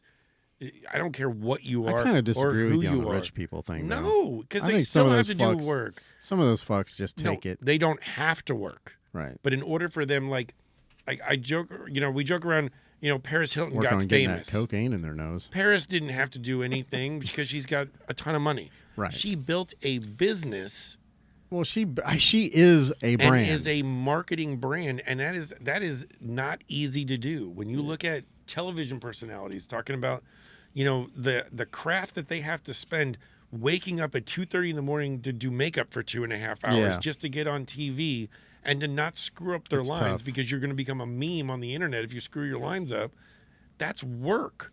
I know people are like, oh, it must be so great to just be like a TV newscaster. I guarantee you there's not a TV newscaster out there that says, oh, it's great to be me. I don't. And there's a guy that I want to have on. His name is Marshall Malone. Mm-hmm. And actually, Connor had him on the Who Are You podcast, and I listened to that, and it was very, very good podcast. He's a very interesting person. I think he's already left, but I think he used to work for WJXT. Okay. And he was like behind the scenes, like whatever the fuck he did. I cannot even remember, but he did a lot of like behind this, like camera work and scene building or what have you. But maybe some editing. I'm not 100% sure, but he was talking about and I want to have him on so I can talk to him about this. But my biggest thing for the last probably 4 or 5 years since I've been podcasting, I've kind of started, especially since I've been live streaming things. Yeah. It's like you start getting into this world and you're like, how many people are actually watching the news? How many people actually sit down and turn their television, other than your mom, She's watching it right now. I know, and my mom She probably. should be watching you. Yeah, she won't be. She flips from like CNN to like I don't know, but HDTV. No, that's my mom. American Idol's not on tonight, so it's the Right. news Yeah. for sure. But no, I mean, other than older people, like not a lot of young people watch. I the only fucking even news. even our age people. I only get my news from Well, Monday we're- nights on the that's- Daily Show. Listen, I was talking about our age. Okay, I said younger people. That's us. I was trying to Yeah. put us in the younger people category. Whatever you say, man. On say. that note, I'm gonna take away your buttons. You got a bug problem. We got to get a bug guy around here. There's too many. I'll get them. Gnats and crickets. I need to get a gunshot noise on there so you can Good Lord, let's shoot not. the cricket. No. Might trigger some people. No, who but don't do I do wonder about that. And anybody that's going into that field, I think it's probably a great thing to get the experience of being in a big studio. I've been in one when I went with my friends Tim and CJ to I can't remember what studio. name dropping. I am Sparks in the Garden. They were on last week, and if you're It was a great show, by the way. you're Please go interested- check it out. The podcast was fantastic. Thank The you. performance was great. yeah, they did. Jim was great as they, usual. They crushed. Oh, I sucked, but they did great. Give me my $100. But yeah, but no, I went with them. They did some like morning show or what have you, and I was in there inside the studio, and I'm like, I was not impressed. Not all that impressed. Some of the equipment they had was Jim will never be invited on that show. Oh, and that's totally fine, my man. I'm just like they had some really expensive equipment, but then they didn't use any of it. They literally pulled out a fucking camcorder that had a HDMI plugged into it on a fucking gimbal, and they were filming them that way. They had these PTZ cameras that cost I don't know, 20 grand, and I don't think they were even using them. I think the reason why that stuff has gone kind of, by the wayside, traditional news sources, is it just doesn't seem genuine Well, exactly. anymore. It doesn't move the needle like Well, people want to hear more. social media Like, kind of yeah. feel. When you Yeah. have someone that you're featuring on that show, and you give them a 2-minute spot, and you have to cover a lot of information in 2 minutes. Yeah. And that's littered 2 minutes littered with commercials. Well, even that, most of them are even 30 seconds. Right. You need 30 seconds to say a part of a piece of what you're trying, the point you're getting across, right. and you're not making your point. Exactly. Which is why I think, that what this medium right here, I think that it's the way to go. It's the wave of the future. I mean, anyone can have their own show. Anyone can talk about whatever they want to talk about, and people can watch. And, we can sit here I and worry a bullshit. little bit about that, though. Why? Explain. I worry. This is where my old hat comes out. Okay. I worry a little bit about the fact that a well-informed public Okay, I know where you're going with this. makes better decisions Yeah. in the world. Everybody is screwed up. People make mistakes all the time. That's going to happen. But the way misinformation, and I know that's a crappy word nowadays, has gotten so viral, it's almost in the younger generations, it's almost more important to be wrong than right. Yeah. Like nobody values being factually Correct. accurate. Yeah. Mm-hmm. Like we've lost that. The only place that still exists where you need to be factually accurate is sports. Yeah. Right. Because you either won or stats. you lost, and you saw the game, you saw the play, you saw the yards gained, and all that stuff. No, I agree with you because any old Joe Schmo can start a show and they can say whatever the shit they want to say, and it could be real or it could be true or it could be fake. It's made a lot of people, like our parents' generation. Yeah. And I'm not going to get on a soapbox about certain things because it's Walter Cronkite. We're not going to go there. But when you look at the biggest, when you look at stuff like measles and polio and all that stuff, like back in the day, our parents were Shit's coming back, bro. inoculated when they were younger Mm-hmm. because the government told them they needed to do it, right, wrong, or indifferent. When did they stop calling it inoculations? A long time ago. That's why I'm aging myself. But when you look at that stuff and you look at the way that was, whether that's right or wrong, or whether the government should be forcing that stuff on you or not, it is a personal choice. And the personal choice that our parents' generation made was time. Mm-hmm. They chose time spent with their families over the chance of death and not getting a chance to see their families. Right. So they made that decision based off of the information that was provided to them. Right. And back then you had to trust it. You didn't have 19 people, claiming conspiracy theories over this, that, and the other. You had, this was the information. These are the ingredients. This is what the side effects are, and this is what it's going to do. Right. Or you can die. Well, And they had that choice, and they chose to, and they had the freedom to make that choice. yeah. And that's fine. Nowadays, whether you choose to be inoculated or don't choose to be inoculated, one side or the other is going to completely ridicule you and make you feel ashamed of whatever it is that choice is. And that, to me, is where the misinformation has gone wrong. We've gone to the point where it's easier to just destroy somebody else or their way of thinking rather than trying to just get some good, solid information and then let the people decide. If you just give them the solid information, get your opinions out. Like, that's the thing. When we started paying for news anchors and paying for advertising on the news, get the opinions out of news. Right. Have an opinion show, but have one news show. I don't care. BBC America, I don't care what it is. Yeah. One news show that has no commercials, no advertising spend, nothing. They just read the facts of whatever the heck is going on, and then everybody can just decide what it is. That used to be NPR, and now NPR is sponsored It's slanted. just as much as anything else, and it's hard to trust information presented to you when you're being presented information about an inoculation or a medicine, Right. and then on the screen it's brought to you by Pfizer, Yeah. Right. and you're like, Well, things used to be a lot more straightforward. Like PTSD used to be called shell shock. And George Yeah, Carlin did a George bit. Carlin Yeah, is he did a bit about it. He said, "I One of bet." the greatest things. He talked about like making acronyms. He's like the more the more periods there are and hyphens, the it takes the pain away. He said, but I guarantee you, if they kept calling it shell shock, those guys would get the treatment that they needed right away. Yep. But it's true. I mean, things were a lot more. It was just information back then. It was a lot less. We were the opinion. computers. We were the algorithm. Yeah.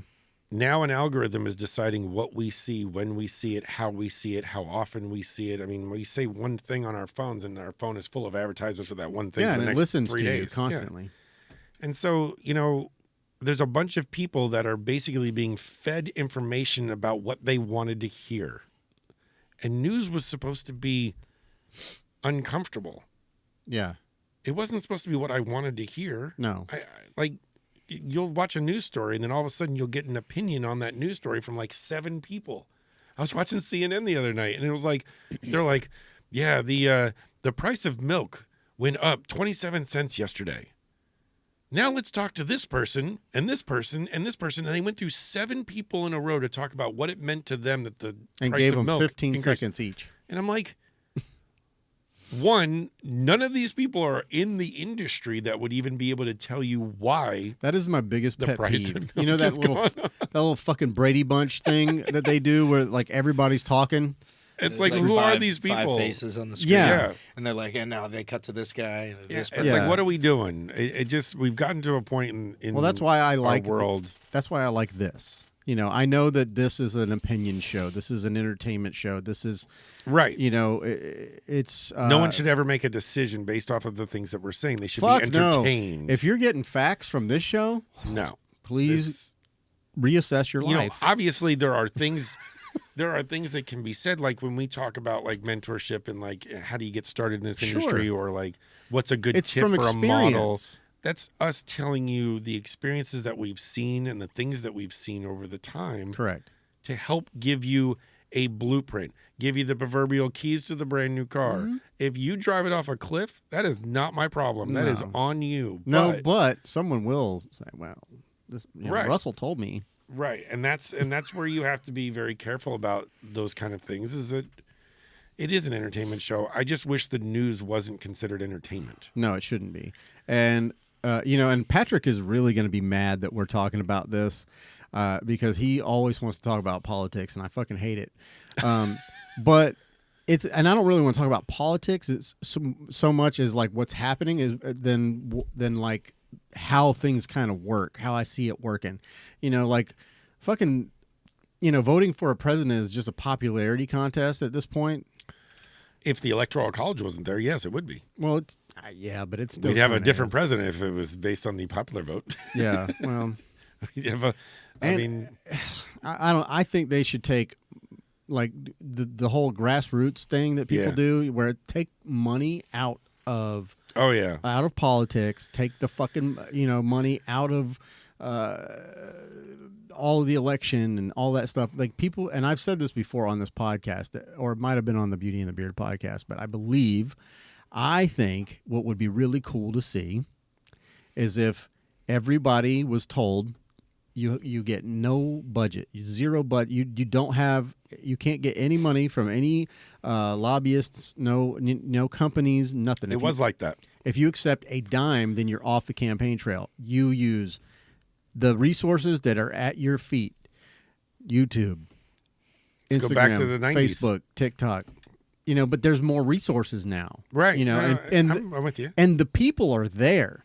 If you turned on TikTok and saw a presidential candidate doing his thing, you'd probably watch it.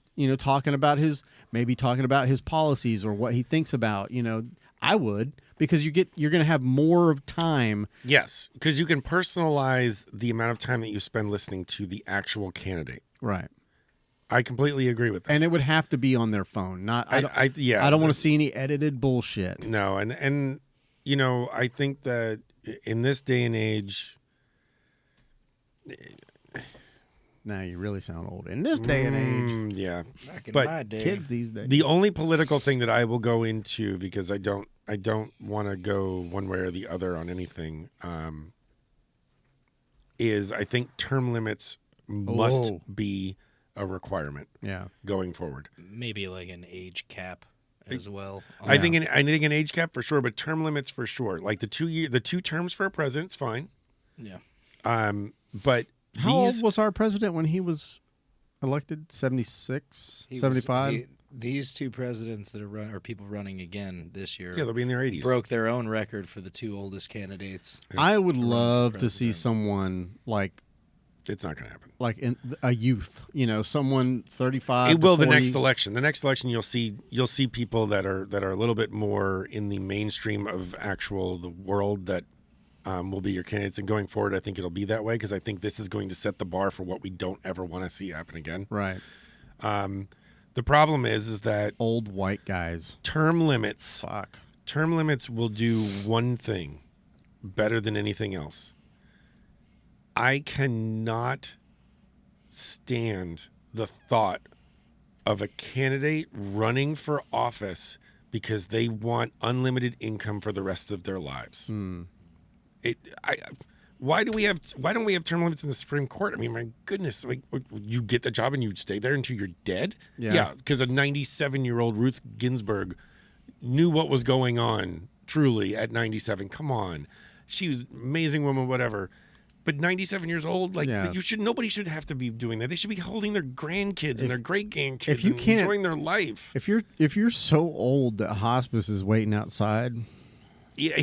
like You know what? ought to call it. And then quits, they're bro. like waiting for you to die, or they're asking you to step down, or Like, this. I and don't the want other. to see It's you not a good pumping the thing. morphine while you're on the No, pulpit. it's not good. And I know too many people that have gotten into politics who are like, oh yeah, it's like great. It's like, I get like 50 grand for like 6 weeks of work a year. Yeah. Like, excuse me? Like, I'm going to do this the rest of my career because I can. As long as I get my district set up the way I want, I can get reelected. Yeah. Come on. Let's make some difference. Let's make a change. That's what politicians were supposed to be. Right. We know the reality is that they're not. They're going to be just play to whoever's giving them the most money. A But million percent. The unfortunate reality, right, is like anybody who's really going to change things, is probably Can't not get going to in. be given the opportunity to No. run. They'll for a get high- destroyed. Yeah, before One- they get and there. even and if you crack through, there were a couple of candidates, there were a couple of presidents that cracked through, Then they killed them. and then allegedly. they cracked through and made some difference. But as soon as they got there, within a year of them Yeah. being in office, you saw the powers take over. Because the president isn't the most powerful person. Like, no matter what some presidential candidates and former presidents like to think, you're not king. You do not make the decisions. The decisions are made by the government. I The believe Congress is the not biggest, the president. the largest proof of what you just said was Obama. Like, Yeah. the dude had a what did he? Was it a Pulitzer? What the fuck is it? Not A Pulitzer. Nobel. A Nobel Nobel Peace Prize, Prize. And he talked about we're going to support whistleblowers, and we're not going to arbitrarily bomb people. And like the first week he was in office, like. The job dictates you to do things that you even campaigned against doing. Correct. And- because they take you in a little room And they tell you how it and really they show is. you a little video. And they showed the POV of like the three people that shot JFK Yeah. that were all working for the government, and they said these were our guys. We did this. I don't think that's what I happened. don't know. You got to be careful what you say these days because they'll come knocking on the fucking door. Mr. Mullis, you need to come with us, sir. Yeah. No, but I'm joking, obviously. But I do think that they have that little sit down and say, look, we appreciate what you said in your campaign trail. We appreciate all your values. However, this is how it's going to run. Because like Yeah. you said, there's no fucking term limits, and these guys have their fucking dirty ass little fucking claws just all up in the fucking. And that's I was really going to say, a for good- me, it's like the thing that gets to me with politics is, they sensationalize the far right and far left ideas, and that seems to be how they galvanize people Yep. towards one or the other. Yeah. And it pits people against each other. 80% of the country's in the middle. And they're not- exactly, they if don't you even sit talk. everyone down together, Yep. whether you're on the right or on the left, the majority of people are going to have similar ideas and beliefs of how they think that things should be. Say whatever you want about what went on in the Oval Office. Newt Gingrich and Bill Clinton balanced a budget that was unbalanceable because they worked together behind the scenes where nobody was screaming and they just got stuff done. I'm just saying, there might be a little screaming. Well, Brought to you by a Cohiba. Maybe for Bill. there's a word called brought to you by a Cohiba. But yeah, I think that what I they've did done not in have- essence is they've literally just convinced the majority of people, the middle class, if you will, Yeah. they've convinced them that the poor people are taking advantage of them and that they're part of the upper echelon high class, when really they're not.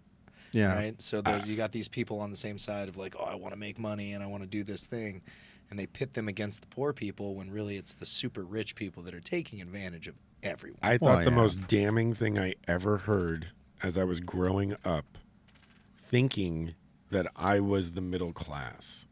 Right. And then I heard John McCain in a speech, the late John McCain in a speech, say, he was asked a question during like a debate or something about what is the actual classification of middle class when it comes to income in this country. And the answer was households that make $250,000 is middle class. And this was back when? This was like in 06 or 07. Yeah. or something Imagine like what that. it is now. So We are poor and destitute now. So when I heard that, I need to was be on food working. stamps. I was making a decent living. I was paying my bills, paying my mortgage. I felt like I was in the middle class. I realized real quick that the middle class is more like the 1% in this world, and there's a huge population of like just before middle class and then at middle class well, that all exist, and nobody talks in that group yeah. because we're all too busy working, Yeah. trying to pay bills. And then when you get And home, we you're don't have- fucking in right. pain. We don't have time to invest. Well, what I heard was that if you make $36,000 a year or more, you're in the 1%. 36,000. That's a world average, I believe. So it's kind of Well, fucking skewed. Yeah, That's I was like, what? I think that's a world. It might just be a full. that would make sense because Yeah. so many people are like beyond the poverty line. right. Throughout You're the talking about the world. poverty line. It's 36,000. No, it's you can look it up. Well, the top 1% is like Pat and I a actually million looked and it up. above. Pat and I looked it up. The 1%, and it was 36,000 yearly annual salary. Okay, all right, hold on a second. I don't know how they would. I'm Yeah, not I trying to don't play either. devil's advocate. I'm just. I don't know. And I'm not even sure what page. What page we. 1% income worldwide. Let's see what comes up. The average global household income. That's global. Yeah. Well, that's worldwide. Yeah. See, that's even less than what I said. So it has. Try the United States. Making over $100,000 Making- puts you in the top 10% of the global earners. Well, this is a great talking point, though. Okay. This is a great thing to talk about. Once again, Because I apologize, Patrick. We'll do this when you get back. we see the kids on social media, and all these young entrepreneurs are saying they need to make $1 million, and they need to make $1 million. Are you kidding me? Only 1% of the world makes $1 million. Yeah. You know how hard it is to make $1 million? On that note, you know what's really funny is, I keep seeing these like videos where these girls are like, I need a man that makes $500 million a year. Yeah. That Good luck. So there was a video that I was He's watching. going to be very hairy and very old. Well, there's a video I was watching, and it was like this panel of girls, and they all had their standards, and they were telling this guy what their standards were, and they were like, this much money, Yep. this tall, this handsome, Ugh. whatever. So, God forbid he'd treat you good. well, the guy that they're talking to starts breaking it down. He goes, there's this many people in the world right now that are cataloged that are making that much money. Now, if we break it down and filter out to just just the looks, the height. Sure. Let's go to height. So it went down to like this. Yeah. And then he said, now let's break it down to age. It went down to like this. And You he's got like 40 million women looking for 2 dudes. right. That was his point. He's like, ladies, I'm not telling you to lower your standards, but let's be realistic. You have here. 2 dudes, and they're both taken. Right. Right.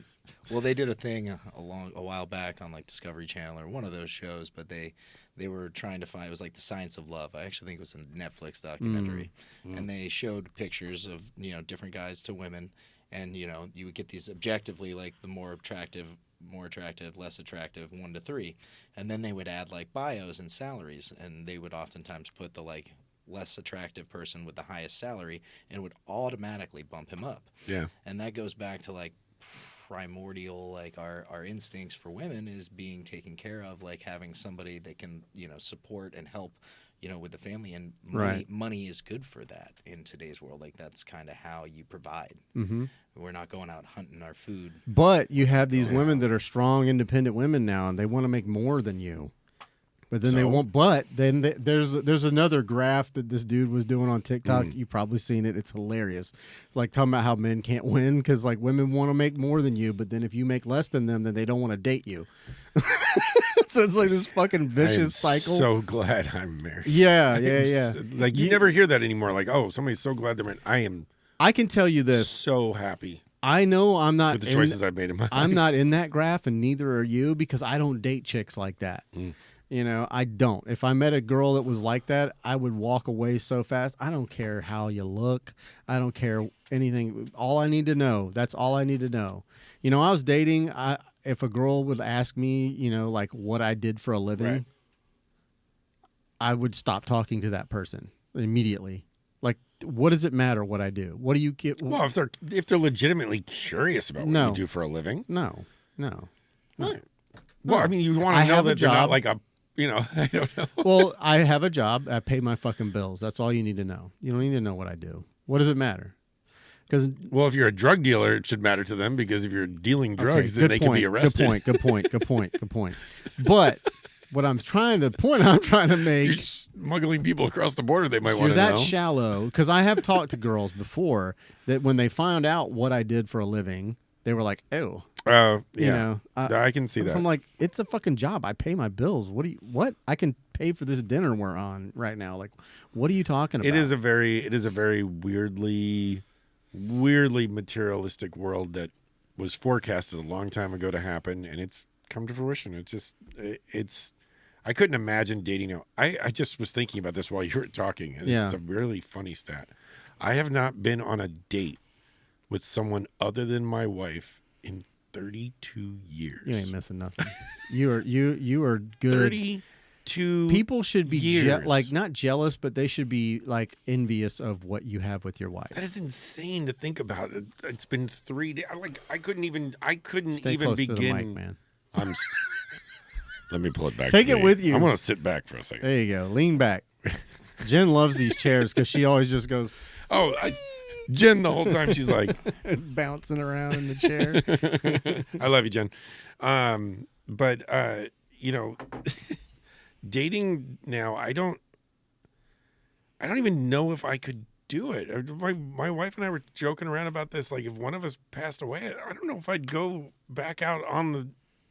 No. I think I would just basically be like, you know what? I'm just gonna go become just a studio photographer, and I'm just gonna take pictures. I can tell you, if the relationship I have now fails, I am so done, and I'm going to be that hermit guy that just puts 150,000% into my craft. I don't want to talk to people. I don't want to go out. I don't want to. They'll ask where Jim is. He's at Playa Linda without any clothes on. Could be. I don't know where that is, but could be. Nude beach in I Florida. could see Oh, it. nice. I could see it. Yeah, I will tell you this. I've been invited to a nude beach, and I can't do it. I'm very modest.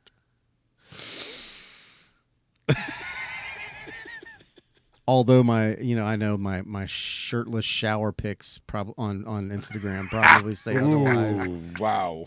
Did you not see those? Oh, I saw The him. black and whites? Yes, I saw. I saw him. I apologize to all the men, to the ladies. You're welcome. I'm just kidding. I'm not I actually shallow showed that them way. to a friend of mine once. I'm not that shallow. Which friend? Don't worry about it. Girl or guy? Yeah, she was like, oh. Oh, yeah? Actually, she was like, he looks familiar. Oh. Wow. Oh, God. It I don't know, was that could be a it good was thing your or a girl. bad thing. Whoa. It was your girl.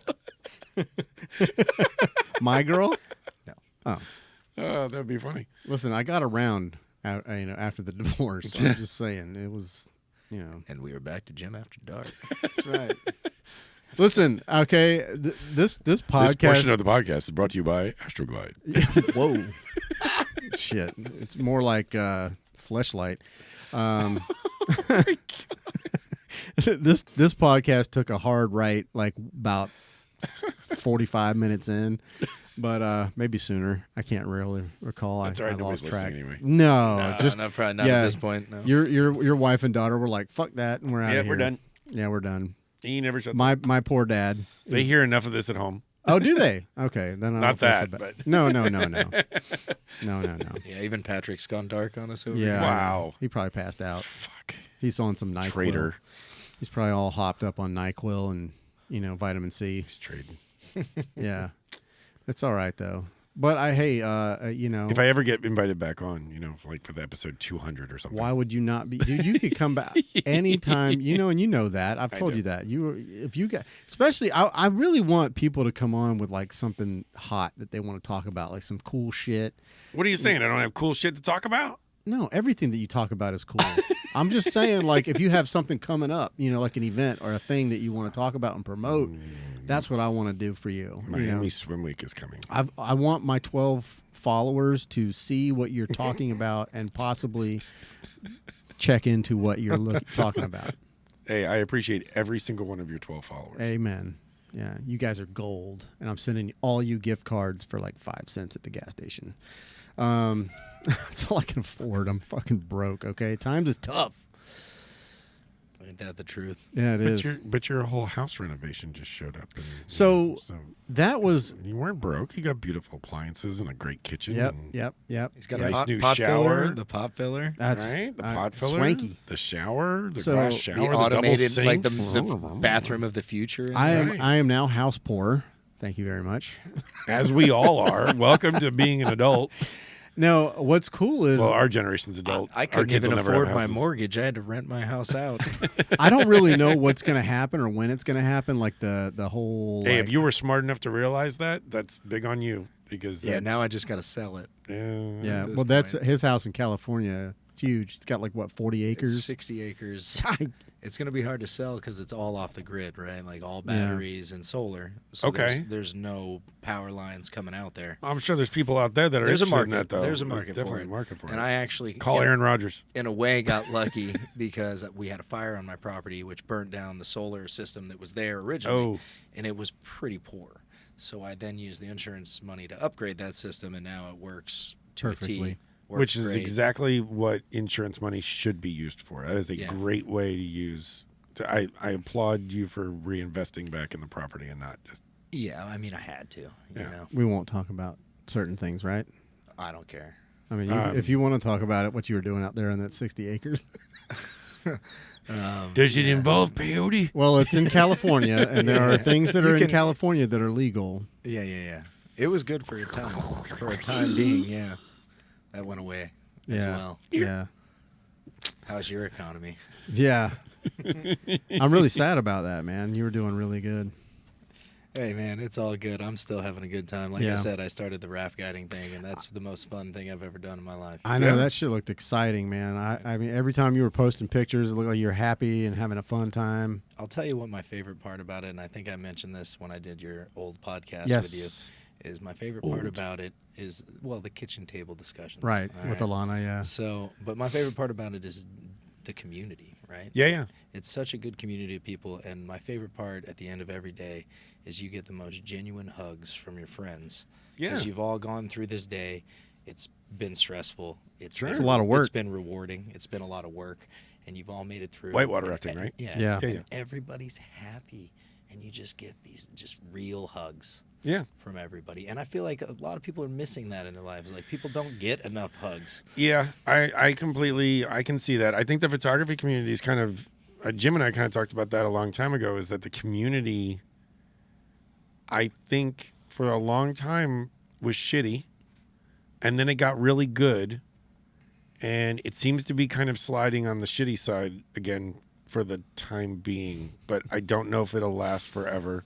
I think that Depends on who you surround everybody yourself with, I think. everybody has a responsibility at whatever thing that you're into, whatever niche you're into. I think you have a responsibility to that specific niche to ensure that your community builds that niche up. Right. It's your Build them livelihood. up. Don't break them down. It's you your know? livelihood. If you sat there and price gouged against another whitewater rafting company, I grew up in Colorado, so I'm used to hearing about stuff. And if you did that, or you were constantly fighting with the rival companies, Yeah. people are going to cut corners to save costs. Then someone's going to get hurt, and then someone's going to get a bad rap, and then you're going to see it on CNN or Fox News or whatever that whitewater rafting is the most dangerous craft sport now, and then all of a sudden your business just tanks. Yeah. And now everybody's lost their job because people got stupid Yeah. Right. and basically just said, "There's no market for us. We're gonna own the market. We're gonna be the best." I think I'm dating myself now, but I'm watching Deadwood. I never watched Deadwood when it was Never watched big it on either. HBO. You're not really dating yourself. And I think it was like 15 years yeah, ago. but or I something. mean, if you're just now watching it, you know, You can there's watch that now. Yeah. probably Yeah. a lot of people that are picking it up now. and it's like you see the old west, like the saloon owners. If they had worked together, they'd be making bank, but they're Sure. constantly at ends with each other, trying to undercut the other person, Right. Right. and then their business suffers from it. I was just listening to the Joe Rogan podcast, and he talks about that a lot with comedy. How Yeah. like in the '90s and even early 2000s, it was more Competition. competing with each other. And Yeah. then since podcasts became a thing, now it's it's this community where everyone's building each other up, trying to help everyone grow Amen. and get better. And I admire that about with the artists in Jacksonville and things like that, but other podcasters, the community of podcasters. Uh-oh. Oh no, you're back. Yeah, sometimes my internet sucks balls. Wow. Yeah, I need to get new internet. But at any rate, and This plus portion of the podcast brought to you by Manscaping. the lawnmower 3.0. I mean, the internet is like all the way across the house, so it's struggling. Uh-oh. Who forgot to put their shit on mute? I'm a rookie. All Yeah. across the house, and you heard the conspiracy theory alien X-Files theme Yeah, that came for up real. on The truth is out there. What was I saying? Anyways, No what were we freaking fucking clue. talking about? Community. Yes, We're talking about I don't know very. I know a few. I'm Mm. in a podcasters like a Facebook group where a bunch of podcasters get in there, and they'll ask questions and this and that, and I want to always help if I can. That's my whole reason for starting this podcast was to help people. What are you doing? Awkward taco. But yeah, I feel like I'm old man and I'm down here. So yeah. I need. So you're gonna sit up. I wanted You're to working sit on up your a little bit. posture. Oh, Yeah, these chairs will I'm getting slump. old and I fat. slouch. Shut the fuck up. We'll stand next to each other and do like a side by side. let's not. See, I look like 5 months I don't pregnant. want to break the internet. Whoa, no one will trust me. No one will watch because the algorithm. Don't get me started on that. But yeah, no, I would love. Like Jennifer always says. Everyone can eat. And I think in this game, in this podcasting game, I think Yeah. there's an audience for everything, and you just have to stay consistent. You have to keep pumping it out. You got to keep pushing, and just consistency is the key. And don't worry about fucking social media so much. I know this is counterproductive. I am in such a rut right now because I fucking hate social media. Yeah, I noticed. Yeah, if you didn't get that from my last little story or whatever the fuck it was, Angry reel- Jim showed up on the story. Like, Well, I had some shit happen the other day that was not having that really kind of like the shitty people touched me. That sounded really bad. Not like a panel van in a touch. bad way or a good way? No, like we had money. Show us on the doll. No, we got scammed. Okay, we got scammed, and I'm just like, I'm fucking over it. I don't. It's to the point where I'm just like, and this shit happens every day. Okay, collect yourselves, fuckers. I'm fine. It was I'm not. right here. Wait for it. It was right there. Wait for it. Yeah, right there. No, what was that last? One more time. It was right there. There it is. Oh, the beard. No, underneath the beard. Oh yeah, where your finger Anyway, was. yeah, it was my Okay. pee. My no spot. So I'm trying to be you serious. got scammed. I'm trying to be serious. You fuckers. You But- should have known this. I know. Come on. No, but yeah, we got scammed. I should have known better. It's my fault. I'm an asshole. But it just kind of it's the first time I really got pulled into like the bullshit of social media because people that comment, leave nasty comments, say fucked up shit on my posts or anyone's posts.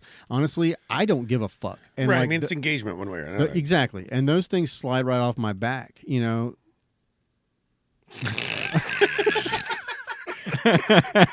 I knew that it was going to happen. I just wanted to wait for the It might fucking- not have if you didn't pause like that. my brain stopped working. Anyways, like Lawnmower 3.0. those people are benign. They're like literally they mean nothing to me, but yes, ultimately they are just another engagement. Well, when it starts to affect you, like So what happened? What affected you? I don't really want to talk about it because I feel stupid about it. We'll talk about it offline. But just know that there are a shitload of scammers out there. Oh yeah, trust me. They're online painful. and they come They prey on people. like they look like people that you trust, and they look like friends, and they may friend you. Like my Facebook profile is gone from public to private. I've completely shut that down. Yeah, I don't even go on Facebook. I mean, Other I've been than- recently getting these like texts, and it's like, "Hey, are you here?" Yeah. I'm like, "No," and then I'm they're getting like, that a lot. Oh, sorry, wrong number. And then it's some girl, and she's trying. I got like 3 in a row, 3 Yeah. days in a row. Yeah. And they're like, "Oh, do you have WhatsApp? Do you want to where are you at? I'm blah blah blah." And Your dress is waiting for you to be picked up. It got cleaned. Yeah, Yeah. block. What the heck are you talking Yeah, yeah. about? Like they're just trying to start a conversation with you, and then they build a relationship with you over text, and then ask you for money. Yeah. At some point. Or to go join their OnlyFans. Or they well. get you really quick. I mean, even it happened to one of my clients, just really fast. It was like all of a sudden I got a message, "Hi," from my client, Yeah. and I'm like, "Hi." They're like, "I need help." I'm like, "What are you calling me for?" Yeah, they I'm mirror. a photographer. I can't help you. I'm They're like, like mirroring yeah, accounts. and then all of a sudden it's like, "Hey, can you send me $50?" What the heck? Yeah, Like, don't. I'm like, nah, delete, bye. No, Like, yeah, no. and that's I don't know. That's all it is, and it just really kind of put me into a fucking foul mood about social media. Yeah.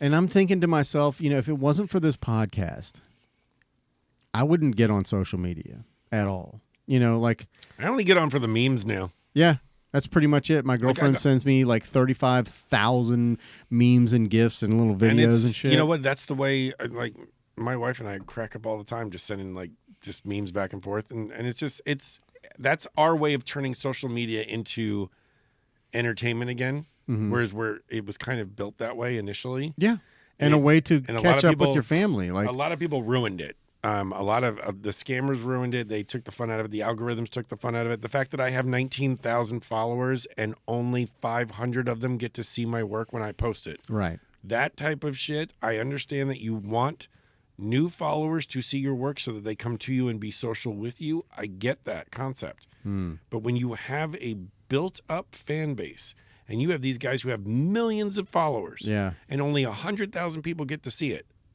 that means that 1.9 million of people who committed their lives to following you don't get to see your content unless they forcibly go onto your page. Right. That's not a good business model either. And at some point, that's got to change. And they keep going the wrong way. They keep making it worse and worse and worse and worse and worse. And now it's Well, to the this is point where why- you get shadow banned. Yeah. You get, when you try to do something, or you get like buy followers or those stupid. Oh, fuck. Yeah, I mean, Yeah, that they can fuck right off. I can't remember. It was like Jacksonville Community or something like that on fucking Instagram. Yeah. Send me this, and I'm like, no, and I messaged the guy. He messaged me and he was like, yo, man, I really, I imagine, but I'm just, I'm like, no, if you want to fucking post my shit, just fucking hit the little arrow and just reshare it. I'm not. Every one of us paying in the you. game. Every one of us in the game have. If you were lucky enough to not get suckered into one of those digital magazines Yeah. to publish your work Right. because everybody wanted to be a published photographer, and then you No. realized that really all you were doing was buying a magazine for $35. Right. No, I've never. It's just, unfortunately, that is the unfortunate truth of what's going on now, is that everybody wants something. Well, I'm not gonna fall prey to that shit. Well, good. That's the way of the world, Jim. That's just the way things are going. Right. That's where you got to go. You know what? It's Fuck not. that. I hear people talking all the time. They're like, you got to post 5 times a day. Fuck that. Okay. If you want to see me, you come here on Wednesday night at 6:30. That's it. Or 6:55 when I'm Or 6:55. 7 maybe. Maybe. Depends on traffic and whatever. But The Buckman Bridge is usually pretty packed. yeah, I mean, I'm not gonna not post things. I'm gonna post things, but I don't like when I post shit. I've got all my notifications are turned off. If I could show you my phone right now, I would show you the folder that I have all of my social medias in. I've put I put them all on the very back page, right. and they're all in a little folder, and it's labeled trash. And I don't want them on my front. I used to have them right on the very first screen. So when I open my phone, they're right there. And I immediately would open them, but I don't fucking, I'm I not get gonna so lie. pissed off. I really like coffee with Jim. You like that? Yeah, I did like coffee I think with Jim. I think you could do that like 2 or 3 days a week. and Aw, I would that's sweet. I've thought about doing. I've talked about with Kier all the time. I'm like, I should just, when I get on one of my rants, I should just get on and record. You should. It. But I'm too afraid of I don't have a good edit. Like, I edit myself really well here. I'm really impressed by that. You've helped me kind of get better at it. And, Yeah. Although the pollen is like killing me right now. Yeah. But it's like, I got some Flonase. I got you. I'll hook you up. is it white? Not to be taken rectally. Is it? And that's it for the night. Good night, folks. This portion of the podcast brought to you by Metamucil. Whoa. The little blue pill. I think they call that a boof. Is that what it's called? Yeah, Oh. You can do that with Flonase? maybe. Oh, man, this is a We're going to find out later. Harold and You can Kumar. milk anything with nipples, Craig. That's true. I have nipples. Can you milk me? Great line. Great line. De Niro was fantastic in that movie. I don't know. I just don't want to fall victim to giving a fuck and fighting an algorithm and You know, none of that shit. I don't want to care. I don't care about it. I don't give a fuck. Here's the only counter argument to you for that, because I agree with you Yeah, 99.9% of it. sure. Most of it now is robotic. Mm-hmm. So I would implore you to not let it get you angry. No, I'm not Because- angry. Because there's no, I know you're not angry. I'm saying don't let it get you to the point where you Sure. get angry, because there's literally no one to yell at. It's all ones and zeros. It's a freaking computer that's doing this, and there's nobody even watching the shop at Instagram. No, it's lines of binary code. It's Russian bots trying to just Probably. create dissent. Whatever. Or not whatever bots. Probably. But they want people to argue. Yeah. That's really all. No, That's I'm what not- drives the needle. I'm not angry. I'm just done. You know, I have my little slice of things that I like to do, and I'm going to continue to do those things. Like if you've He noticed, likes every one of my photos all the time, and I I try to. truly 100% appreciate it. I try to, but you have so much and you post shit on. I don't post that much anymore, though. No, but you'll post the same shit on every fucking like sports, He does the same motorsports. thing to me. I post like stupid things, and it's not. Well, if I still have 6 channels, so I have. Yeah. A lot of times I'm kind of crossing. I have not done much on my landscape channel Yeah. or my black and white page right, in a you long need to get time. with it or after dark. I don't know what you're talking about. Oh, my but bad. I literally have no idea what you're talking about. Right, but so I'm not. I just don't want to fall victim. I just want to New do. post coming at midnight. I want to do what I want to do. Like if you've noticed, like I've kind of slowed down on the clips for the podcast. Yeah. And that's not because I don't think that the conversations were good or I don't have time or whatever. I'm like, I'll just post. Was it helping you though? Was it No. helping you drive any volume to At you? Was all. it bringing you more guests? No, No. All right. I mean, it didn't do shit. Like I didn't see the needle move on YouTube. I didn't see the needle move on Instagram. So it's just like, what's the point? Why do I keep working and doing the same thing over and over again for what? because you're amazing. And I don't want to waste my time. What I'd rather be doing is creating more content, you know, because I enjoy doing that for me. So doing the podcast and continually doing the Or podcast, the daily, or right. the coffees with Jim, or whatever. Or I think the coffees with Jim have got you gotta stick with the coffees with Jim, because I think that they keep your audience engaged. Whatever audience that you have that looks at these podcasts afterwards, because I know Yeah. that live you never really see a whole lot of volume. We get a couple here and there, or occasionally I'll Right, jump right. in and try to derail the whole freaking thing. oh, I've definitely From fucked this home. up. You know, but then people watch it, and you have followers that like watching it and like Well, it's 2 minutes. seeing the podcast, right? I try to keep it right to 2 minutes. Like I'll record for 5 and then edit it down to 2 minutes. Yeah. Slap a little music behind it and call it good. You need to do one like the shirtless. Oh no, Don't do the shirtless. dear Lord, no. No, Dear there's Lord, only no. one goob, and just I leave can it at that. I can make it look good in pictures, but on video, it's not gonna come out right. It's like oatmeal. Yeah, definitely. There's a lot of gelatinous shit going on. It's too lumpy. But what fucking time is it? How? It is 9:25. What? Put that little cursor on the Mac, like over the window where we're recording at, where you see our faces. Where you see your faces? Yeah, 2:30, 2:20. Holy ball sack. That's about the norm for us. Yeah, it is. We go for hours. Wait. Anyways, yeah, we do. We talk for a long time, but I love it. I love it. Time flies when you're having fun. It really does. And I love the fact that we can sit down here, joke around, kind of get back on track.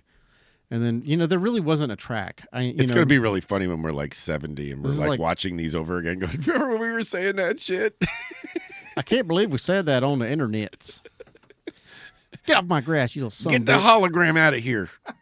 Somebody took off with my flying car. Son of a bitch. Well, there's one thing you don't have to worry about with flying cars. You don't ever have to worry about going outside and seeing your car up on blocks. But I don't know the truth of this, but I did just hear that part of Trump's like new agenda 47 is to slow down with electric cars and start pushing flying cars. Yeah, Okay. because that's what we need. We need a bunch of drunk idiots flying their cars into a house because Yeah. they couldn't follow a cone in the sky. That's How great. about no, we're not ready, okay? We're not We'll ready. never be ready. We We'll will. never be ready. No, we will not. Only when they can do it themselves. Are you kidding me? We How will- many pilots are there in the world? We will be. Hold on. We will be ready. You've seen the UFOs and shit like that, which they're not calling them UFOs anymore. They've got a new UAPs. So Yeah, they changed the name to distract from the real thing. Unidentified aerial phenomena. what I believe is that those are Bathroom tissue. I think that's humans from the future. I believe we've evolved into what those things are. Wow. I'm telling you, That's a common theory. It is a common theory. Is that hat made of tinfoil? No, but it's definitely lined with it. I'm not stupid. You ain't getting my brain They are not sacked. people from the future. There is no time travel. You don't know that. There's no time travel. Hey, Tony Stark that's just figured it out in the Avengers. that's It's not yet. that's too definitive. We're not okay, ready for you it yet. can't Yeah, talk but in the definitives. future, maybe they did figure it out, and then they came. Well, back. there's a theory Okay, about John Connor. Here's a theory about time travel also that kind of blows that out of the water because from what I understand, if they do in fact, I'll be back. the day that they figure out time travel, like and actually do it, you'll only be able to travel back to that moment. Oh, that's like Time Cop or Yeah. something. I feel Something I don't know. It was in some novel I read. I watched a movie called Deja Vu with Denzel Washington Yeah. and Val Kilmer. yeah, Every time that movie's on, I will watch it, and I won't stop watching it. It's Yeah. fantastic. They are able to bend time slightly so they can go back 4.5 days and watch it, and you can only watch it one time. Mm-hmm. You cannot alter anything or go back further than 4.5 days. It's exactly a Right. standard set period of time. Sure, maybe that's a possibility, but even then, even that whole concept, I mean, it's either time or it's interdimensional. I don't even know. interdimensional. Am I taking you somewhere you don't want to go? No, you can keep going. Are you kidding? Shit, I'll talk all night about this shit. I don't care. I don't care what you talking about. We can talk about anything you I've want to got talk about. so many fucking theories about stupid shit that doesn't matter Is to Bigfoot anybody. real? He was at one point. You think he's dead? Where did they bury him? The animals have In the eaten- forest. Yeah, probably. Well, there was a Gigantopithecus. He's now mulch. That's a real animal, and they were basically giant primates. Yep. You know, Like King Kong. not that giant. Mighty Joe Young? Who's that? Is that a band? Come on. I miss Congo. That was a good one. Congo. The apes with the lasers or whatever. Was that the one I'm thinking of? Planet of the Apes. No. They had like the little lasers that they shot, and the one like. I had thought the little Congo was robotic- with the anaconda. No, that's anaconda. My No, bad. the one, I'm telling you, it's called Congo. They Okay. got the one ape that like talks via like a little voice thing. Is this an animated no, movie? this is a real. He smoked movie. like 37 packs of cigarettes a day, and so he needs a voice box. Hold on a second. Oh, he's gonna pull it up so we can see. But yeah, Congo. The movie. Congo movie right there. I do not remember this. 1995. Wow. This one right here. I'm gonna just pull The- up this trailer. So the monkeys had. Yeah, don't play it for people I though. won't. I want y'all's reaction. This is not it. That's not it at Transform your life. No, that was a commercial that was on the all. Oh front. yeah. You gotta. Okay. Classic trailer. In a moment of time. Dum, dum, dum, dum. That doesn't need to be nearly that loud. In the race, I missed that. It was the same guy every single one of these trailers. Same voice. I'm friends with a voiceover guy Yeah. who's huge in the business. And Is that it's Ri- amazing. Riveritos or whatever? Ryder Vos, yeah. Yeah, that's what it is. I can never. Yeah, Mark is amazing. You're friends with him? Yeah, neighbors. Really? Mhm. He has a podcast too. He is incredible. I actually I helped light his studio for his first show for CBS. Really? Yeah. That's dope. Man, this is so 90s. She was so young. Holy cow. Yeah, but she holds up. Like she looks good now. He sounds like an old man. She still got it. Still got it. Hey, it had what's his name, Tim Hey, Curry in it. Look, it's a big ape. He's dead now. Oh, that is a horrible ape. That is a very bad monkey suit. This guy doesn't even want to see the planet. He's like, that is terrible CGI. I can't do it. That's not even CGI. That's just a dude in a suit. Huh? This is comical. Yeah, this is awful. Turn this shit off. Oh, look at that. That was what's his face? Gutenberg, was that? Where Where's the lasers? Oh Lord, that was the dude from Evil Dead. Oh yeah, it was Bruce Campbell. Oh, he's so good for that. Hold on. He was the king of We'll B skip movies. forward. Oh, Hey, it's Ed Hudson. Ghostbuster. Ernie Hudson. Ernie Hudson. Yeah. Ed Huston. Whatever. Congo. Hey, look, there's my ugly Hey, mug. look, it's you. Oh, 100th Did I episode. spell your name right? Probably not.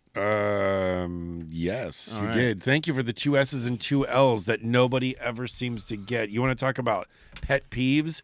Why in the world do you spell the name Russell with 1 L at the end of it?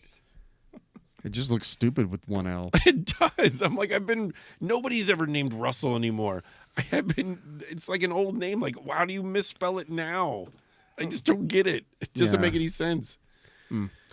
Anyways, well, on the Congo. Boo. note. I want to keep talking conspiracy theories and aliens, but he's tired. I'm not tired. I'm good. We can keep I'm going. not tired. Does anyone have to use the bathroom? Good Oh, Lord. No, I'm good. Okay. I Would you might, like a bucket? I might re-up the coffee though. Did anybody need anything? You want some water or anything? Or no? I'm good. Go ahead, re-up the coffee. Do you guys need anything? Oh, just kidding. Is there anyone there still? No. Probably not. No. Hello. Is there anybody out there? That was 12 seconds of my life I'll never get Yeah, back. no, you will not. You'll have nightmares of that now. Yeah. Hello. Is that the only sound effect you have on there? No. But There's all the kinds. air horn was so loud. Yeah. Well, you have the volume up so high, you can turn it down a You smidge. know what? Listen, the crickets is still quiet. Yeah. What else we got? We got chimes. Yeah, it's in there, baby. It's in the pocket. Let's turn that down just a smidge. Smidge and a half, maybe. He's You learning used the. to have a rim shot on there. Yeah, there's a record scratch. That's, yeah, I think it's at the fart. top left, maybe. I don't know. No, the top left is your intro, outro. No, the other left. Your other left. Oh, right. The Oh, the top air right. horn? No, that's not it. Okay, well that's what you. Man, I don't know. I got trombone. There we go. See, we needed that one A earlier. lot. We needed That one that should have a been lot. going a lot when I was talking, just to cover up my voice. Now I know what the trombone. There is a beep in there somewhere that actually, when you push it, like it stops the mic from working. So it's like you can actually beep people out. But the problem is you never. mother. Yeah, you never. You can. It's too hard to guess when somebody's going to say "fuck." You know, Like you just said, fuck now. right? You know that was a big problem when I first started doing the podcast. I was so afraid of being me. Like, I was totally afraid the first podcast we did together. oh yeah. Oh, Well, man, but when I was terrible. just doing it by myself, when I was just literally when I first started it, it was just me sitting at a mic in an office room, just me chilling, just talking about fucking God knows what. I remember one of those. I don't remember. I have to go back and listen to how awful they were. I was but- like, but I would. Wow. I would. Hello and welcome to Archetype Aperture. Yeah. This is Jim, and today we're going to talk about ISO. ISO stands for Industry Standards Organization. You know, is it's- that really what it stands for? Yeah, I missed that one. yeah. I hate to admit Or no, that it's International Standards Oh, Organization. see, even you fucked it up. I did. It's been a while since I did that podcast, but that's how I would literally talk. You know, and then I was like, I would listen back and I would hear a little bit of that hiss in the background, like that little bit of room noise, and I was like, fuck that, and I'd put music over it. We should totally advertise the third hour of the podcast As being bonus footage. the like off the rail portion of the. Well, we can stop the live and just keep recording. Segue in with like the going off the rails with the crazy train. I would rather you sing the your guide raft song. Not today. Oh, you fuck. Not today. He's not feeling He's it. gonna start singing "fuck the police" or something. No, dude. He sung it on one I'll of sing our it for podcasts. Russell later. Yeah. I bet you will. Oh wow! Jesus. I have to answer to my wife. Yeah, no. This portion of the segment brought to you by Potato. So we're gonna talk about conspiracies now. or- I don't really want. I don't know. Whatever you guys want to talk about, I'm good. So I think you said you have a plethora of conspiracies. You did say that. Give me one. Well, I gave you the time traveler and that we are the aliens. Time traveler. I still don't think it's real, but I can see the possibility of it happening because things happen in the future, and the You way just technology has developed over the never last know. 20 years, you never know. So I can get with you there. So that's so that these are all just like. Earth being flat. Oh no. Okay. No, that's dumb. Okay, good. I'm not fucking stupid. I mean, I'm dumb. I'm not stupid. But anyways, What about simulation theory? oh, I definitely believe that. But see, this is where What is simulation theory? that we're in a Okay, simulation. So the argument for simulation theory.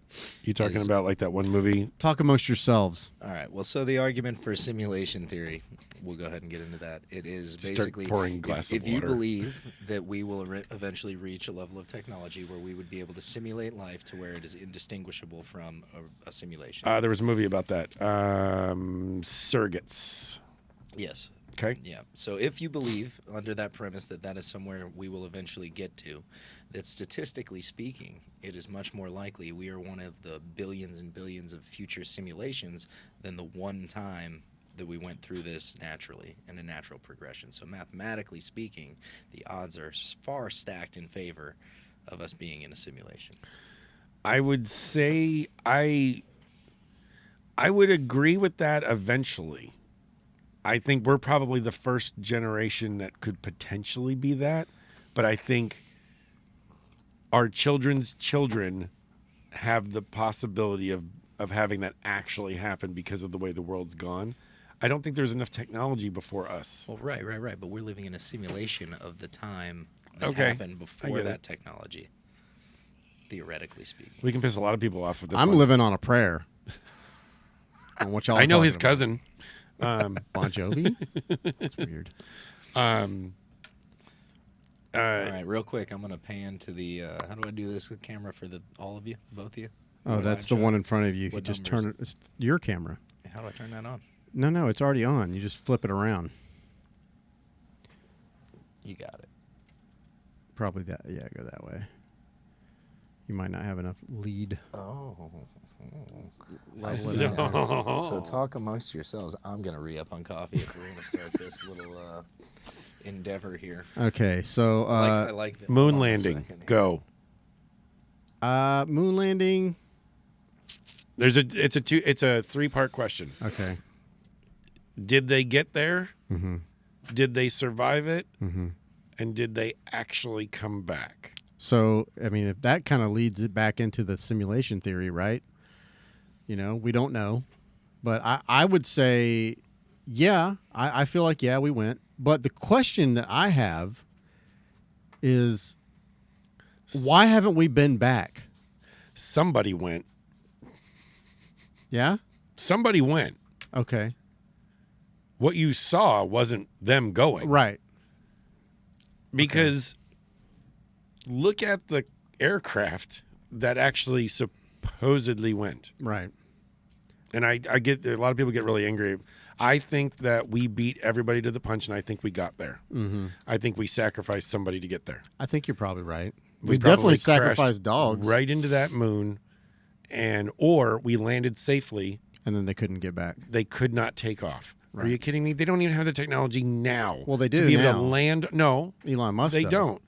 The thing that just landed on the moon that they were celebrating, they just landed something on the moon finally. Mm-hmm. It fell over as soon as it landed. Yeah. And they don't know how to just get it upright. Okay. So you mean to tell me that 70 years ago they figured out a way to get off of that planet's that moon's whatever gravitational pull it has on it still, Yeah. and got back here? Precisely. Come on. I get that. I gather the only that. part I don't never. get. You know what's funny? I never even thought about that. I never questioned it. I never even thought about it. They didn't make it back. I don't think that they made it back. Mm-hmm. I think they got there. So I give NASA all the credit in the world. I think they actually made it to the moon. I do my not thing think they is- took back off. My thing is, like, again, the question that I have is, why haven't we been back? Answer. Okay. Back in the day, right? We were competing with the Russians. That was our goal. That's why we were sinking money. We wanted to be the first nation to get Right. there. There's no financial reason to go to the moon. They None. didn't find any gold there. They didn't find any copper there. They didn't find anything they could mine there. Whereas I feel like that is why now we're focusing on Mars, because I think that on these rovers that we've sent there, they were like, oh, there's some things there that are valuable. Well, in the they're ground. also focusing on comets and like asteroids and shit. Have you seen I just saw this video today of this little. It looks like a hand. It's a mechanical thing. It's got all these little barbs at the bottom of it. They like the hand will extend and then those little barbs pop out, and it's like a gravity grapple.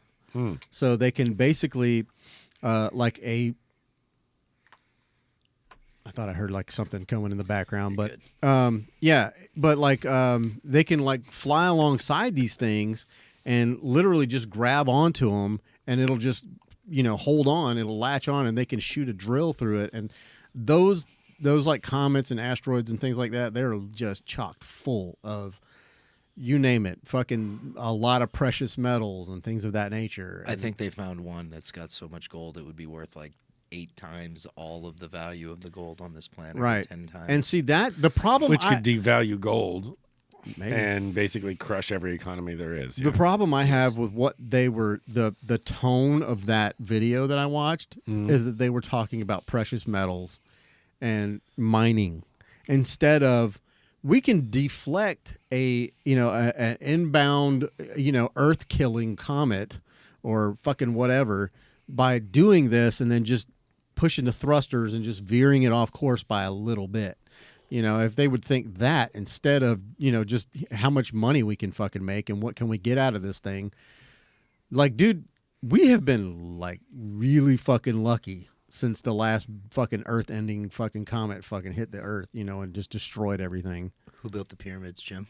And how? Well, that would be the Anunnaki, Blake, and they're flying on they live on planet Nibiru. It parallels with a comet, and they shoot down to Earth every 250,000 years. Who is Thanos? He's a cock. He's a big purple dick. He's blue. Whatever. Do you know what the significance of the 250,000 years is?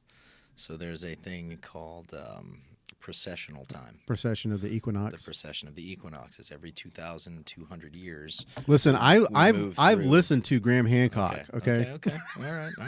It's real easy to come up with those numbers when it doesn't impact you specifically. No, it's when just you're not gonna be arbitrarily. that old. Well, we think it's arbitrary. The end of the world is going to be in 127 years from now when I'm guaranteed to be dead. Right.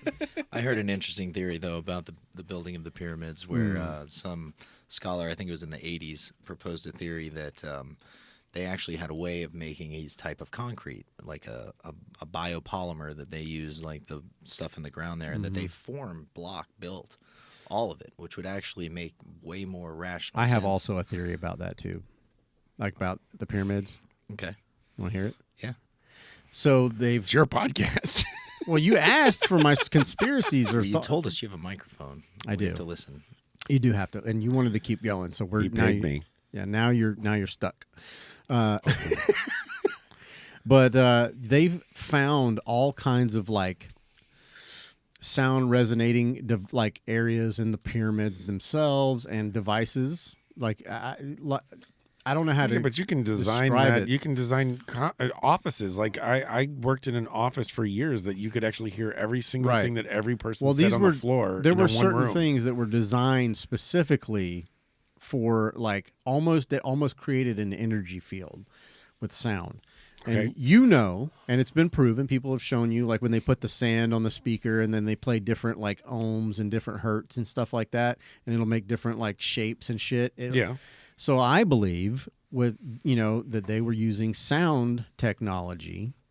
Resonance technology. yeah. Where everything has a resonant Right. pitch to it. And when you hit the right tone or the right resonance, it would actually lift things that could be, millions of tons, and they just kind of used it and basically just pushed it into wherever they needed it to go. Well, and that goes back to, if you look at like the ancient writings of like how these things were built, oftentimes there's a magician or a sorcerer. A lot of times there was actually like a dwarf type person Right. that would use either a musical instrument or something that created resonance or some sort of sound that they would use to move things. Yeah, Or they just used a really big axe and just that too. 900 slaves and built pyramids. Yeah, true. Well, and it's also been found that they weren't all slaves. No, they're the actually The workers. majority of them were like skilled workers, and Right. and they know this by the food, like the foods and the type of foods that were eaten. And I don't know how they figured that out. Yeah, I'm always dumbfounded by how they figured that out. I guess like carcasses or like fucking whatever fossils and stuff. Well, they that find traces find. of traces of traces of Right. traces. Yeah, and You know, I mean, I don't know. The It's a pyramids don't seem to be that hard of a sell that they built them. I mean, Yeah. we built a 100-story building. We built the Empire State Building in, like, what, 1919 or something like that? Yeah, but we can't build those pyramids right now with all the technology that we have. What do you mean? It can't. It At can't least be- not in the time not frame in the time that they frame said that they You did. been to Vegas? I went into a pyramid. I stayed in a pyramid It's in a Vegas. They different built kind that of thing pyramid. like 40 years ago. Yeah, it's all from steel. But it's not fucking 3-ton fucking blocks that they had to slide up into place. But what the fuck was I gonna say? I fucking completely forgot. Sound, you think that No, I was moving past that. But How many times you were going to use the word fuck in a sentence? probably. Fuck, talking about skilled laborers. yeah, I don't know. Skilled I don't laborer. know. It's gone. The thought's gone. The thought's gone. The other thing that made that skilled labor argument make sense is if you look at like any type of work site, right? Hmm. Like it's much easier when you have like just somebody like a foreman, if you will, working with a group of skilled workers.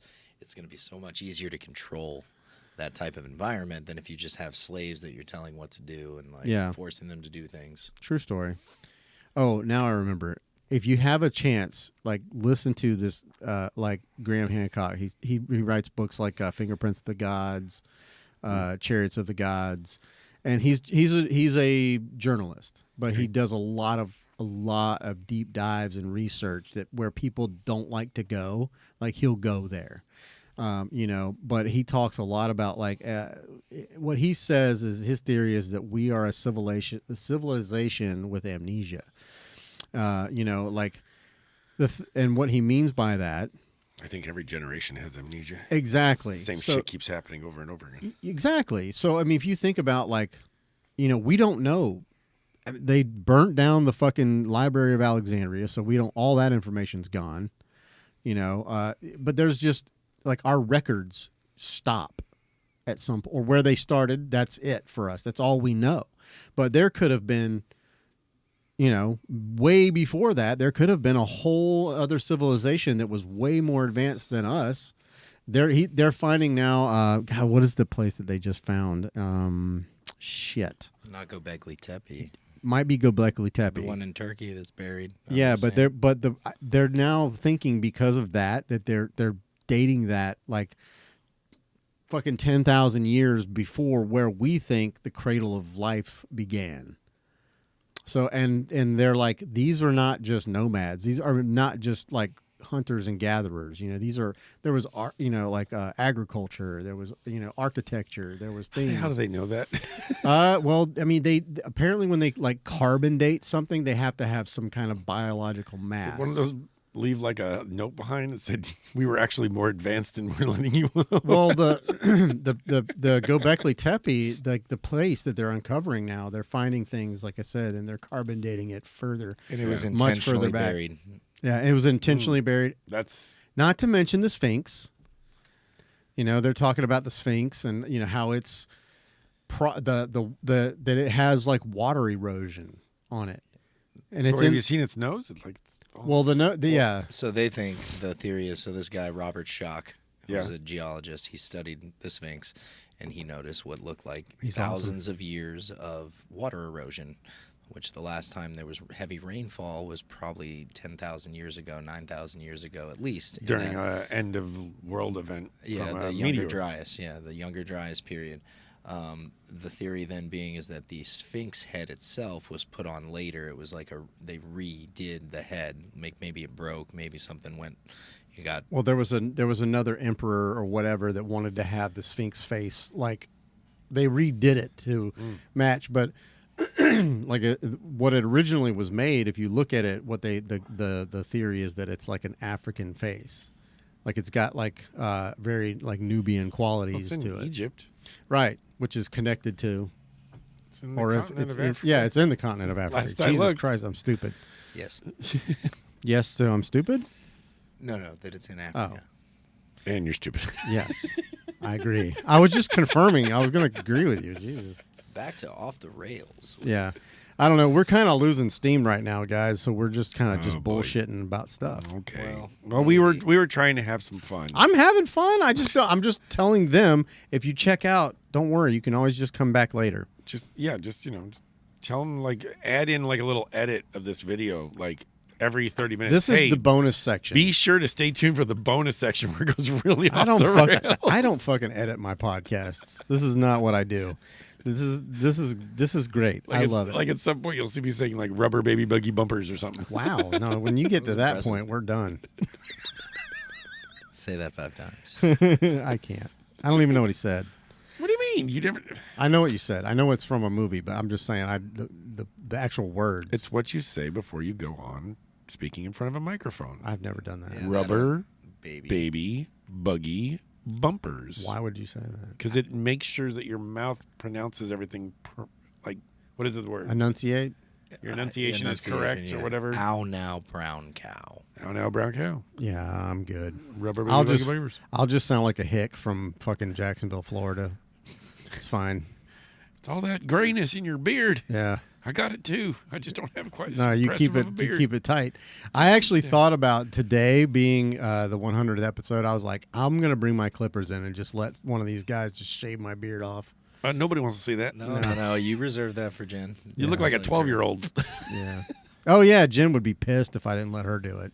Yeah. I had a girl that she offered to dye my beard purple, and I said, you know what? If it's temporary, I'll let you do it. But then you'd have to call it the Purple Beard Podcast, and know. that just doesn't work. It doesn't have a ring to it. You know, I thought about changing the name, just adding real.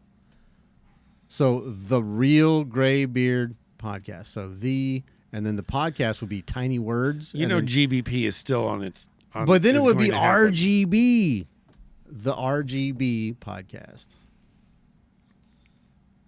The Real Graybeard. The RGB Podcast. Okay. He doesn't get it. He's not a photographer. Come on. RGB is like the color family, but Oh, wow! right. I actually just got that. Yeah. I'm ashamed of myself. I knew you knew that, fuckface.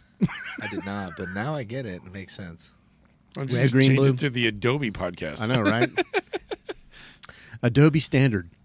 I'm actually going to that tomorrow night. What? They're having an event in Jacksonville. Who? Adobe. Are they? Yeah, I got invited to it, so I'm going. I registered for How the like fuck- some free ticket. It was messing around in one of the Jacksonville groups. How'd you get invited? He's a professional. I didn't get an photographer. invite. Fuck I you, put- Adobe. I put my name in there, and they said you're more than welcome to come along. I said Oh, is okay. that how they do it? So I'm going to go tomorrow night. You need a plus one? I don't know if I'm allowed a plus one. It's I'll all have right. to check. I haven't just- checked the emails. Yeah, it's all right. I probably couldn't go anyways. It's at night. It's like it's at the Mocha or whatever. I think it used to be called the Mosh, but I think it's the. Oh, Mosh? Okay. But they Museum said it of was Science Mocha. and History. So what is? They changed the name. I think so. What the fuck because does mocha mean? I then? have no idea unless it's a new coffee shop by the Google it. fake Bellagio. All right. Yeah, Google it so I know where I'm going. All right, Mocha, huh? I think I got an email from it too. Museum. Let's see. Oh, that's Yahoo. God darn it. I hate using Yahoo. Yahoo sucks. Adobe Events. You are attending Create Now Jacksonville. A friendly reminder. Event is in 2 days. The museum. See, it's still Mosh, Museum of Science and History, right? Oh, this is at the Museum of Contemporary Art. Oh, there it is. Yeah, there it is. Mocha. Where is Mocha at? North Laura Street, James Weldon Johnston Park, Jacksonville, Florida, 904. So it's not at the Mosh. Oh. Okay. It's good to know. Yeah, you would have might have been late. 5:30 tomorrow. Oh, yeah. No. Sorry, Russell. I appreciate the invite, but I can't go. I'm doing my taxes. I'm flossing my teeth. Yeah, it's I figured it'd be kind of an interesting thing to go take a look at the latest and greatest on Photoshop and Yeah. the different products that they're coming out with, and I figured I'm assuming, and this was me assuming, but I'm assuming that there's going to be some other local content creators that are there. So you might be able to hobnob. It's kind of a good networking kind of thing, and I figured, why? Are you going to vlog it? No. I bet you there'll be probably. I'm gonna take that there. You'll see 15, at least 15 people vlogging that event. Maybe. I'm I just, thought vlogging was dead. I don't know, man. I think it's coming back. It's coming back. Ugh. Yeah. You know what? Casey Neistat kind of killed it for the vlogging thing. Well, Sawyer Hartman did it for a long time, and he did the whole year. Casey did the whole year.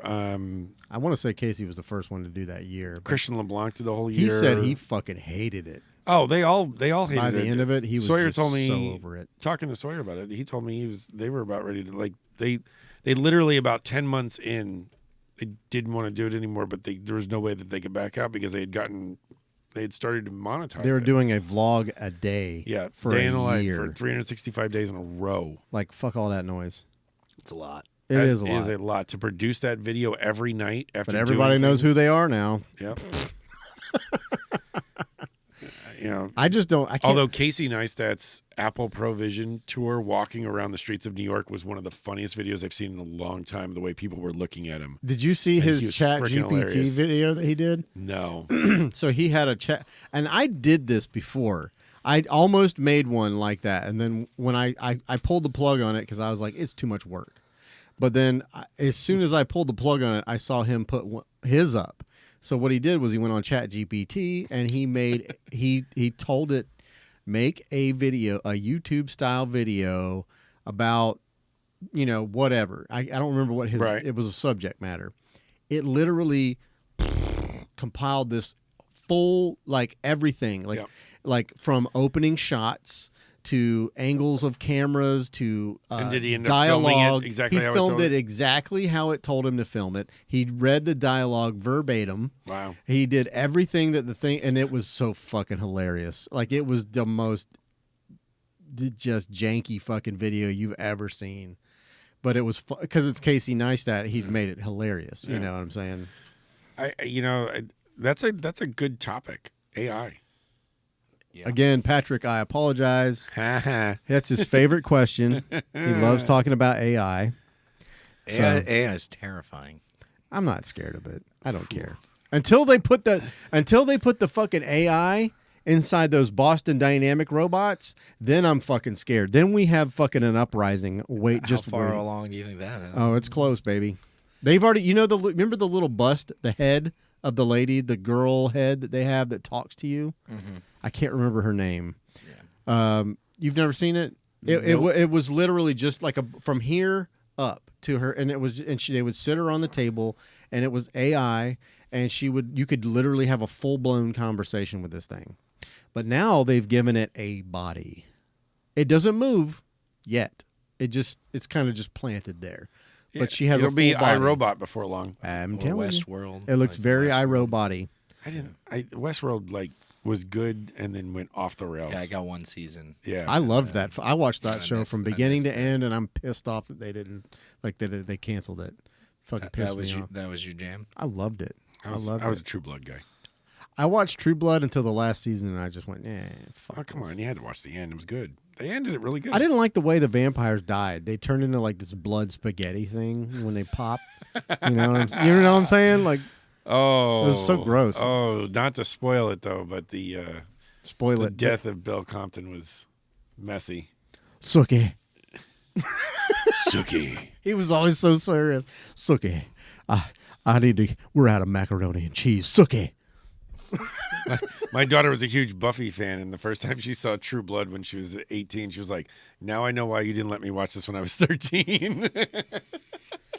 There's a lot of fucking going on. It's like, yeah. Although my daughter did read Anne Rice when she was 12. Oh, yeah. So I heard they're going to redo Interview with a Vampire. why? I don't know, because people are out of ideas. Such a good movie. They should. It's Don't fuck with it's it. done good. I mean, yes, it's got the right actors in it. It's the right period of time. I mean, I think they should redo Queen of the Damned. I think that was abysmal. Well, it was, but it was Aaliyah's last hoorah, don't give a man. shit. I miss her. I like yeah. God Aaliyah, rest but her I soul. don't. I'll never forget when I was at hockey practice, like a Thought couple I was days gonna after marry she that chick. passed away, and one of my teammates was like, "Man, maybe she should just pick herself up, dust it off, and try again." I was like, "Jeez." Oh Jesus my Christ, what a God. dick. Yeah, I thought I was gonna. That was was my goal when I was younger. When she was like in her height of her, Age ain't nothing but a number. whatever. Yeah. What movie was that? Was she was in with Jet Li? Romeo Must Die. Yeah. Like I fell in love with that girl. I was Nailed like, it. I'm gonna marry that chick. and that would have been my whole goal for becoming famous, is just so I could get close to her and talk to her. That's not creepy at all because we were the same age back then. It was fine. Everything was fine. Oh boy. This portion of the podcast brought to you by Amazon. Jesus, no. By the way, all these places that he's saying this portion of the podcast is brought to you by, we are not affiliated with. But however, if those fuckers would like to give us a little cash to talk about them, They won't now. much obliged. Yeah, I'll never have a sponsor. Can you imagine? We gotta wait till you get to like 30 followers before you start getting the, You might be right. But 30 followers with 30 downloads. Because if I have 30 followers and I only get like 5 downloads, Yeah. like, what's the point? When I'm like 50, which ain't far off, but I mean, I might have to hang the hat up, No, never. No, Don't do that. I'll never stop doing this. I could do a podcast on my deathbed, You could. You still, guys want to see my last breath? Check this out. And it would still sound like I still He's not wrong. I'm telling you, I still think we should do a podcast live during like a model meetup or networking photography event or something like that, where a couple of photographers, a couple of models shooting, whether we rent out the collab cafe or whatever, just shoot the studio, just shoot some work and talk about what we're doing, talk about kind of the ideas that we're thinking about, walking us through our process, and then having everybody kind of rotate through to sit and chat with you about what they just did or whatever. I think it'd be a literally cool had idea. that thought I as think we it were would be a doing really this cool podcast. idea. Could be fun. Could be fun. Yeah, I wouldn't mind setting up a little thing at the collab at a table somewhere and just having people come in and sit down and talk to me. That would be cool. Yeah. Now, like I told you before we started, like I'm gonna take those and my phone and Kayla. I can't remember her screen name right now, but at any rate, she's not available on Wednesday nights ever. So I told her that I would do a podcast with her on a Thursday. Like we would just go to a coffee shop. Sure. I'll just set up my phone, hook that shit up, give her a mic, give me a mic, and then I'll actually be ahead of schedule for a podcast. So if I ended up missing a live, I can just post that one and I'll be good to go. But I'll probably just make it a bonus podcast or something, but I'm definitely going to schedule that very soon. And I want to do more like that. I love that. I keep having this thought about you and I grabbing our cameras and having like Patrick or somebody walk behind us with just a phone. I don't give a fuck. It doesn't need to be filmed in 8K fucking whatever. I don't give a fuck.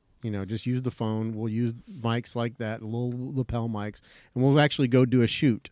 Just landscape shoot, and we'll just talk about what we're doing, or we can just talk about shoot the shit. Kind of like here right now. That sun looks pretty over there. Go ahead, take that picture. Now, what you want to do, because you don't want to burn out your sensor. You never want to get around them lasers, okay? Because them and I'll come around with my 300 millimeter lens. And be like, excuse me while I whip this out. oh my god. Did you see the fucking? There's a video on Instagram I saw. This dude posted. He's like, I had a custom built lens. It's like, Oh God. it's like 1600 millimeter or something. It's a super long. Yeah, it's fake. It's attached to a phone. No, it's attached to his camera. But Oh, when yeah. whenever it shows you the picture from inside, it's like a fucking amoebas and shit on the deer. And he's taking pictures. It's like it breaks it down to That's its funny. fucking molecules and shit. I'm like, that's a little much. Yeah, I think that there's plenty of things. One of the funny things talking about movies is Blazing Saddles is like on Whoa, Netflix. you can't even say that anymore. You'll I get know. canceled. Yeah.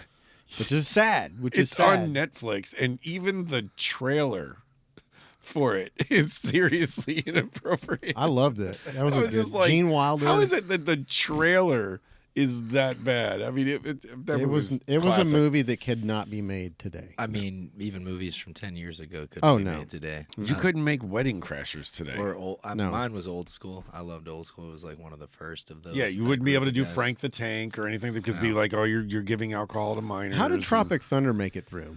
Oh what my I- God, Oh, Robert Downey shit. Jr. Like, Well, you had Robert shit. Downey Jr. and then you had fucking Ben Stiller playing Yeah, oh yeah. Special. What was his name? Special Jack. Why does this chair sound like an Yeah, old creaky Fucking- door? Yeah, that was my knee. Simple Jack. I think Simple it was Jack. Simple Jack. Yeah, Oh man. you got that. But then it's like no one ever even batted an eye when Eddie Murphy played an old Jewish white guy in Coming to America. No one even. That's beautiful. What is that, velvet? Yeah. No one even batted an eye. Rocky Marciano knocked out Joe Louis. Joe Louis was 137 years old when he got knocked out by Rocky Marciano. Well, Why is it everybody got to talk about boxing? They got to bring Rocky Marciano as ass. talking about boxing? What do you think about fucking Jake Paul, or is it Logan Paul? Jake Paul's fighting Mike Jake Tyson. Paul fighting Mike Tyson. Mike Tyson gonna whoop that motherfucker's ass. Yeah. I don't know, man. He is sick. He is going to whoop But have you seen him his training? ass. I've seen him training. Have you seen him hit the bag at 60?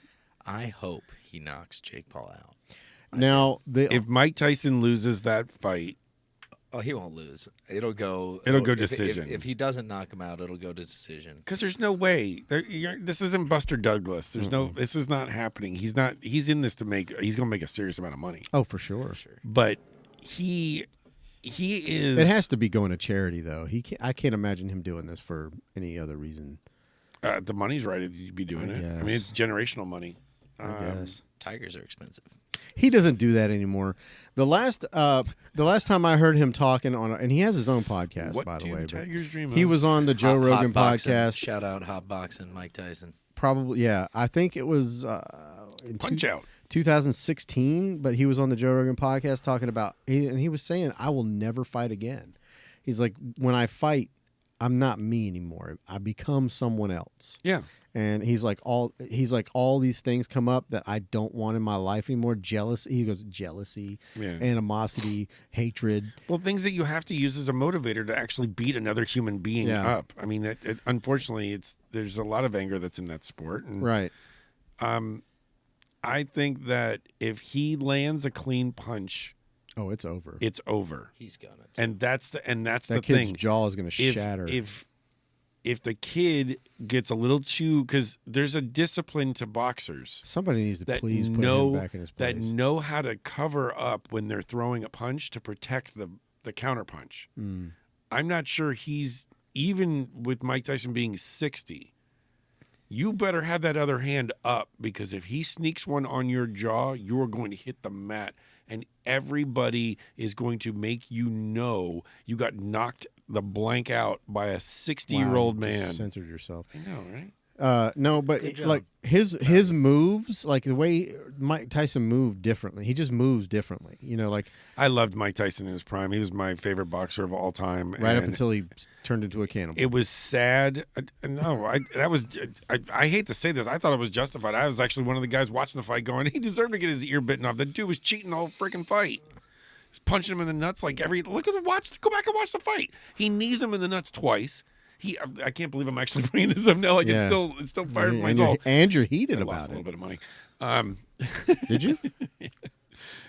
So, beside the but point. yeah, that's neither here nor there. It was a different time in my life. But you know, it was Evander Holyfield was dirty. It was dirty. Yeah. Like he cut Mike Tyson, and then there was a part where he kept constantly locking Mike Tyson up, and he took the bone of his orbital bone right here and was grinding it into the cut on Tyson's face. And Tyson snapped. He just said, you know what? Screw this. If you're going to cheat this bad, I'm going to do something crazy. You're going to do it? I'm going to bite your... He said he warned him. Oh, okay. He said in the fight that he warned him, I'm going to bite your ear off if you do that to me again. And he did it to him again, and he bit his freaking ear off. I actually applaud him for actually doing what he Fair said he was warning. going to do. He warned him. We did. By the way, gentlemen, we eclipsed 3 hours Oh, on God. the 100th podcast. Okay, that's enough. I think We're we ending on Mike Tyson. biting ears. No, I think Hey, that's you were pretty passionate about it. I think that's a good. No, it's good. It's good. we like the We passion. love to see the passion. You finally got the passion out of me. With Mike Tyson and Evander Holyfield. Gonna just let that one sit. Couldn't get You me. guys take out however you want Let to. the passion out of me. Yeah, I pulled the passion out of him. That's, Can I have a nap? oh boy, Well, it has been a Maybe it's heck that of a salt ride here, rock. gentlemen. Is that a salt rock? it is. I got to get a bulb so I can light it up. It doesn't do anything if it's not lit, right? No. No. I'm not gonna lie, I have one too. I don't fucking think it does I anything also when it's have lit. one. I got my. I need to get a new. That thing is getting cloudy. You can't even see the fucking wax anymore. It's the. Yeah, it's a sad lava lamp. It's very sad. Hey, look, I saw it. Oh, yeah. No, it just looks like All the colors It looks gone like out an of it. egg and an ovary. You know those things used to be like red. They used to be red. That one in particular? The wax inside Yeah, used to yeah. be red. It's not. No, it's white. It's bad. Why is it white? I don't know. It's just been running too much. Anyways, man, thank you for coming. Thank you for having me on your 100th episode. Congratulations on 100. May you have 100 more. I Better hope than so. the first 100. What are you saying? The first 100 sucked? The ones with me did. That's not true at all. That's not true. No, at all. I love coming on the show, and I wish you nothing but the best and most success. We will forever be friends from this, and no matter when you make it big and you have your big ass Same to podcast, you. and I'm just like an old guy just sitting in the corner going, "Hey, I got a camera and take pictures." I was on that podcast. I'm gonna come on and be a guest. And, Yeah, and for sure. You've always got a space So here, and yeah, man, it's the best decision I ever made to invite you, and I'm glad that we're friends now, and I'm glad to be able to call you my friend. he's gonna get me all teary. One of my favorite parts about this podcast is that I'm when I don't sit and talk to people for 2 hours or 2 or 3 hours and not be able to call you my friend, you know. So I'm glad to know you, man, and I wish you all the best, and I know that you're gonna do fucking great things. Your daughter is out there crushing because she saw your passion Right. in what you do, and she picked it up all on her own. And when they do that, Yep. it's permanent. It's not Yep. going away. Yep. So I wish you you and your whole family the best, and I love you guys, and thank you for hanging out with us. All of Absolutely. it. Yes. And- Thanks for hanging out with us. Yeah, For putting up with us for 3 yeah, hours. right. And if you listen this far, please go to if you listen to podcasts on Apple Podcasts, you can leave a review. You can leave a rating. If you listen on Spotify, you can only leave a rating. They have a star rating. I would appreciate 5s. If it's less than 5, it's fine. I'll take that too. But if you can just leave me a little note, or even on the YouTube video, leave me a comment, hit the like button, share it if you want to. And I have it set up to where you can download it and you can clip it out however you want. I don't give a shit. If you clip well, we've already said all the bad things. You really don't have to like cut it into that. We already fucked up and said a lot of the bad shit for you. At any rate, do all Jim of after 3 hours. On a yeah, do podcast. all the things. I love you guys, and I thank you for watching all this time. And Blaker, go ahead and take us out with that music there, buddy. We'll see you next week. Peace. Thanks, Blake. Blakerooski. Anytime. The Blakerama. Blaker. The Blakester.